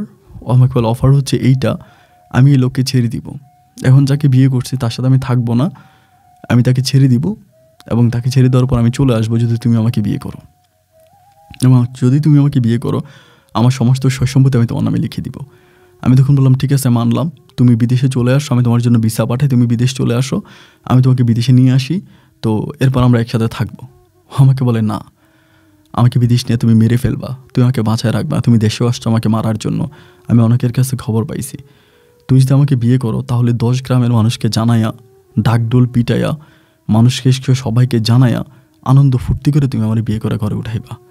আমি তখন বললাম এখনও আমার বাপ জীবিত, এখনও আমার বাপ বেঁচে আছে, তুমি আমার বাপের সংসার করছো, এটা অত্র এলাকার জানে না এমন কোনো মানুষ নেই, সবাই জানে, তাহলে এখন আমি কীভাবে সবাইরে জানাইয়া ডাকডোল পিটা তোমার বিয়ে কইরা আমার ঘরে আনবো? বলে তুমি জানো, তুমি তো তোমার বাপের আমাকে বিয়ে করতে বলছো, তুমি নিজে আমাকে বাধ্য করছো তোমার বাপেরকে বিয়ে করার জন্য, তুমি অনুমতি দিছো। আমি বললাম আমি তো রাগ করে দিছি, আমি তো স্বইচ্ছাই দিই না। আমাকে বলে কোনটা তোমার ইচ্ছা আর কোনটা তোমার অনিচ্ছা এটা আমি জানি না, তোমাদের এত কাহিনী আমি বুঝি না, তুমি যদি গ্রামের 10 জনকে জানাইয়া শোনায়া তুমি আমাকে বিয়ে করো তাইলে আমি রাজি আছি, আমি তোমার বিয়ে করব। আর আমার বাপকে কিন্তু ও ডিভোর্স করে দিয়েছে, আমার বাবাকে ডিভোর্স করেই কিন্তু পরে বিয়েটা বসছে। তেন আমি তখন বললাম এটা কীভাবে সম্ভব? ও আমাকে বলে সম্ভব না হইলে অসম্ভব হয়ে পড়ে থাক, কোনো সমস্যা নাই, আমি সংসার করতেছি, আমি আমার স্বামীর সংসার করতেছি, আমি বাচ্চা কাচ্চা নিব, আমি ভেবে নিব আমি সংসার করব। 2023 সালে থেকে 2024 সাল এখন চলে আসছে, দেন এই মুহূর্ত পর্যন্ত আমাকে প্রতিটা মুহূর্তে বলে দেখো আমি কিন্তু বেবি নিতেছি না, আমি আমার অলরেডি একটা বেবি নষ্ট করছি, আমি যদি একবার বাচ্চা নিয়ে নিই তাহলে কিন্তু আমি ওই বর্তমান স্বামীর সংসার ছেড়ে আসবো না, আমি বর্তমান স্বামীর সংসার ছেড়ে আসবো না যদি আমি বেবি নিয়ে নিই, বেবি নিলে কিন্তু আমি জীবনেও আসবো না। তো এখনও বেবি নেই, যার জন্য তোমার কাছে অনুরোধ করতেছি তুমি দেশে আসো, এসে 10 জনকে জানাও, 20 জনকে জানাও, সবাইকে নিয়ে বসো, বৈশা পারিবারিকভাবে তুমি আমার বিয়ে করো, আমার নিয়ে সংসার করো, তোমার বাপের সম্পদ আমার দরকার না, আমি সমস্ত সম্পদ দিয়ে দিব। আর যদি রাজি না থাকো তাহলে তোমাদের যে ঘর বিটা, ওই ঘর বিটা আমি বিক্রি করবো, জায়গায় সম্পত্তি সব বিক্রি করবো, এবং আমি বর্তমানে যে স্বামীর সাথে আছি ওই স্বামীকে নিয়ে আমি থাকবো, আমার সন্তান নিয়ে থাকবো, কিন্তু তোমরা শহরে গিয়া ভাড়া থাকা লাগবো, আমি তোমাদের ভাড়া থাকার ব্যবস্থা করবো। এমত অবস্থায় কি করব ভাই, জাস্ট ভেবে পাচ্ছি না। আরেকটা কথা শুনলে আপনি অবাক হয়ে যাবেন, সেটা হচ্ছে আমার বড় বোনটাকে পর্যন্ত আমার যে বড় বোন জামাই ছিল ওকে ছেড়ে দিছে, 4টা সন্তান নিয়ে, 3টা মেয়ে আর একটা ছেলে নিয়ে আমার ওই বোনটাকে তালাক করে দিছে আমার ওই বোন জামাই। কারণ ও বলতেছে আমাদের পরিবারটা পাপি পরিবার, ও জেনে গেছে যে আমি একে নূপুরে বিয়ে করছি, এরপর আমার বাবা বিয়ে করছে, এটা জানার পর ও বলে এরকম পরিবারের সাথে একজন হুজুর হিসাবে সে সম্পর্ক রাখতে পারবে না, সে একজন মাওলানা ছিল, যার জন্য সে নিজে আমার বোনটাকে ছেড়ে দিল, তালাক করে দিল। তো আমার বোনটা এখন আমাদের পরিবারে পড়ে আছে, যদি নূপুর আমাদের ভিটা বাড়িটা বিক্রি করে দেয় তাহলে ভাই কোথায় গিয়ে উঠবো, কোথায় যাব তার কিচ্ছু জানি না। জায়গাটা সে 3-4 জনের নামে রেজিস্টার করছে, এর নামে ওর নামে করছে, এই দলিলে আমরা যখন এফিডেভিট করলাম, মামলা করলাম, বাট আমরা এই দলিলটাকে কিছু করতে পারলাম না। তাপন ভাই এখন কোন দিকে যাব? কি সম্পদ বাঁচানোর জন্য নূপুরে আবার বিয়ে করব, এলাকার মানুষকে জানাই, আর এটা তো কেউ মানবে না ভাই, এলাকার লোকদেরকে বললেও তো তারা শুনবে না। নূপুর তার গোপন আমাকে বিয়ে করতে চায়ও না। এমন এক জায়গায় দাঁড়িয়ে আছি, মনে হয় যেন যদি মরে যাই তাহলে হয়তো এসব থেকে রক্ষা পাই। আর নিঃশ্বাসটা নিতে পারতেছি না ভাই। কোনো উকিলের সাথে আলাপ করলাম, কোনো উকিল আমাকে একটা ভালো সিদ্ধান্ত দিতে পারে না, যার জন্য বাধ্য হয়ে ডিউটির ফাঁকে ফাঁকে আপনার কাছে আমার জীবনের গল্পটা লিখে পাঠালাম। আপনার সাথে যোগাযোগ করুন, এটা আমার নাম্বার, এবং কি করতে পারি জিনিসগুলো আমাকে একটু জানাবেন। আর যদি সম্ভব হয় আমার এই গল্পটা প্রচার করার সময় নাম ঠিকানাগুলো একটু হাইড করবেন, কারণ এগুলো দিলে আমার এলাকার মানুষ সবাই জেনে যাবে যদি আমি পুনরায় আবার নূপুরকে বিয়ে করি, যাতে কেউ জানতে না পারে, বা যারা জানছে তারা তো জানছে, বাকিরা যেন জানতে না পারে যে নূপুর আর আমার এই গল্পটা। আপনার অনুরোধ থাকবে আমার সাথে একটু যোগাযোগ করবেন, এটা আমার ফোন নাম্বার। ভালো থাকবেন, আসসালামু আলাইকুম।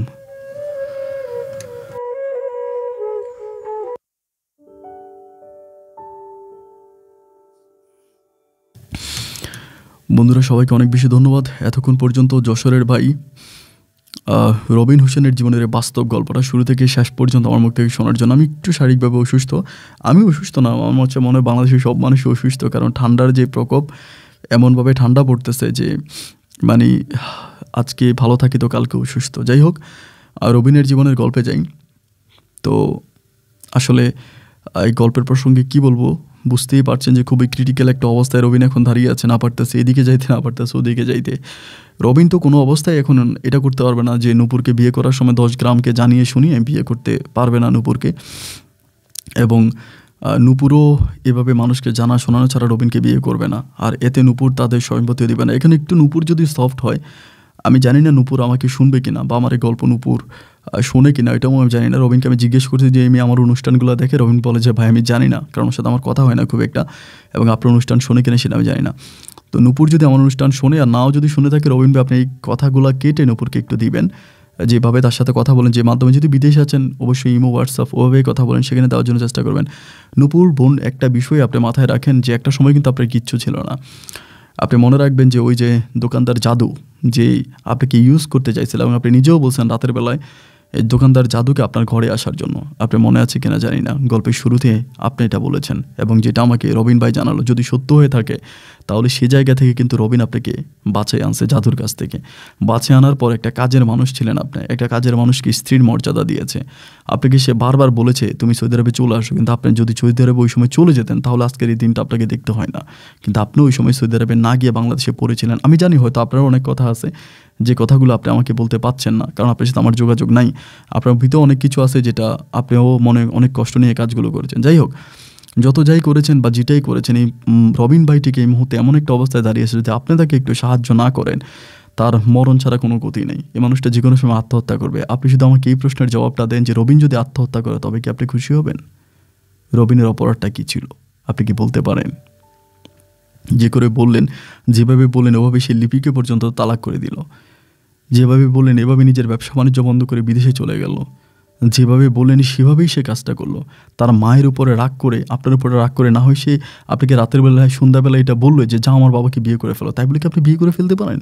আপনার কি কোনো অপরাধী ছিল না? জানি না আমার কথাগুলো তো আপনার বিবেক নাড়া দিবে কিনা। যদি নাড়া না দেয় বোন, এই দুনিয়াটা এমন একটা জায়গা, এটা থাকার জায়গা না। গাছে ফুল ফুটে সৌরভ ছড়ায়, একটা সময় ফুলটা যেমনি ঝরে যায়, ঠিক তেমনি আপনি আমরা সবাই একটা সময় দুনিয়া ছেড়ে চলে যাব। রোজ হাসরের ময়দানে আপনি কী নিয়ে দাঁড়াবেন বলেন তো? আমি জানি আপনার উপর অনেক অন্যায়, অবিচার, অনেক অত্যাচার হয়েছে, তারপরেও করজোরে অনুরোধ করব যে আপনি অন্তত রবিনের সাথে একটু সফট হন। সফট হয়ে যেভাবে করা যায় রবিনকে আপনি একটু বুঝেন, তাহলে হয়তো ভালো একটা রাইট সিদ্ধান্ত আসতে পারবেন। আর একটা জিনিস মাথায় রাখবেন, আপনি এখন যাকে বিয়ে করছেন তার হয়তো কোনো অপরাধ নেই, তার জীবনটাও তো কীভাবে নষ্ট করতেছেন। যাই হোক, আমি আশা করব আপনি বিষয়টা বুঝতে পারবেন এবং রবিনের সাথে আপনি খোলাখুলিভাবে আলোচনা করবেন। রবিনকে একটু বোঝার চেষ্টা করে সবাই মিলে একটা সুন্দর জীবনে আসবেন। বন্ধুরা সবাই ভালো থাকবেন, সুস্থ থাকবেন। আপনাদের সুস্থ থাকার প্রত্যাশায় আমি আপনার আজকের মতো এখানে এই বিদায় নিচ্ছি। দেখা হবে অন্যদিন অন্য কারো বাস্তব জীবনের গল্প নিয়ে। আল্লাহ হাফেজ অ্যান্ড আসসালামু আলাইকুম।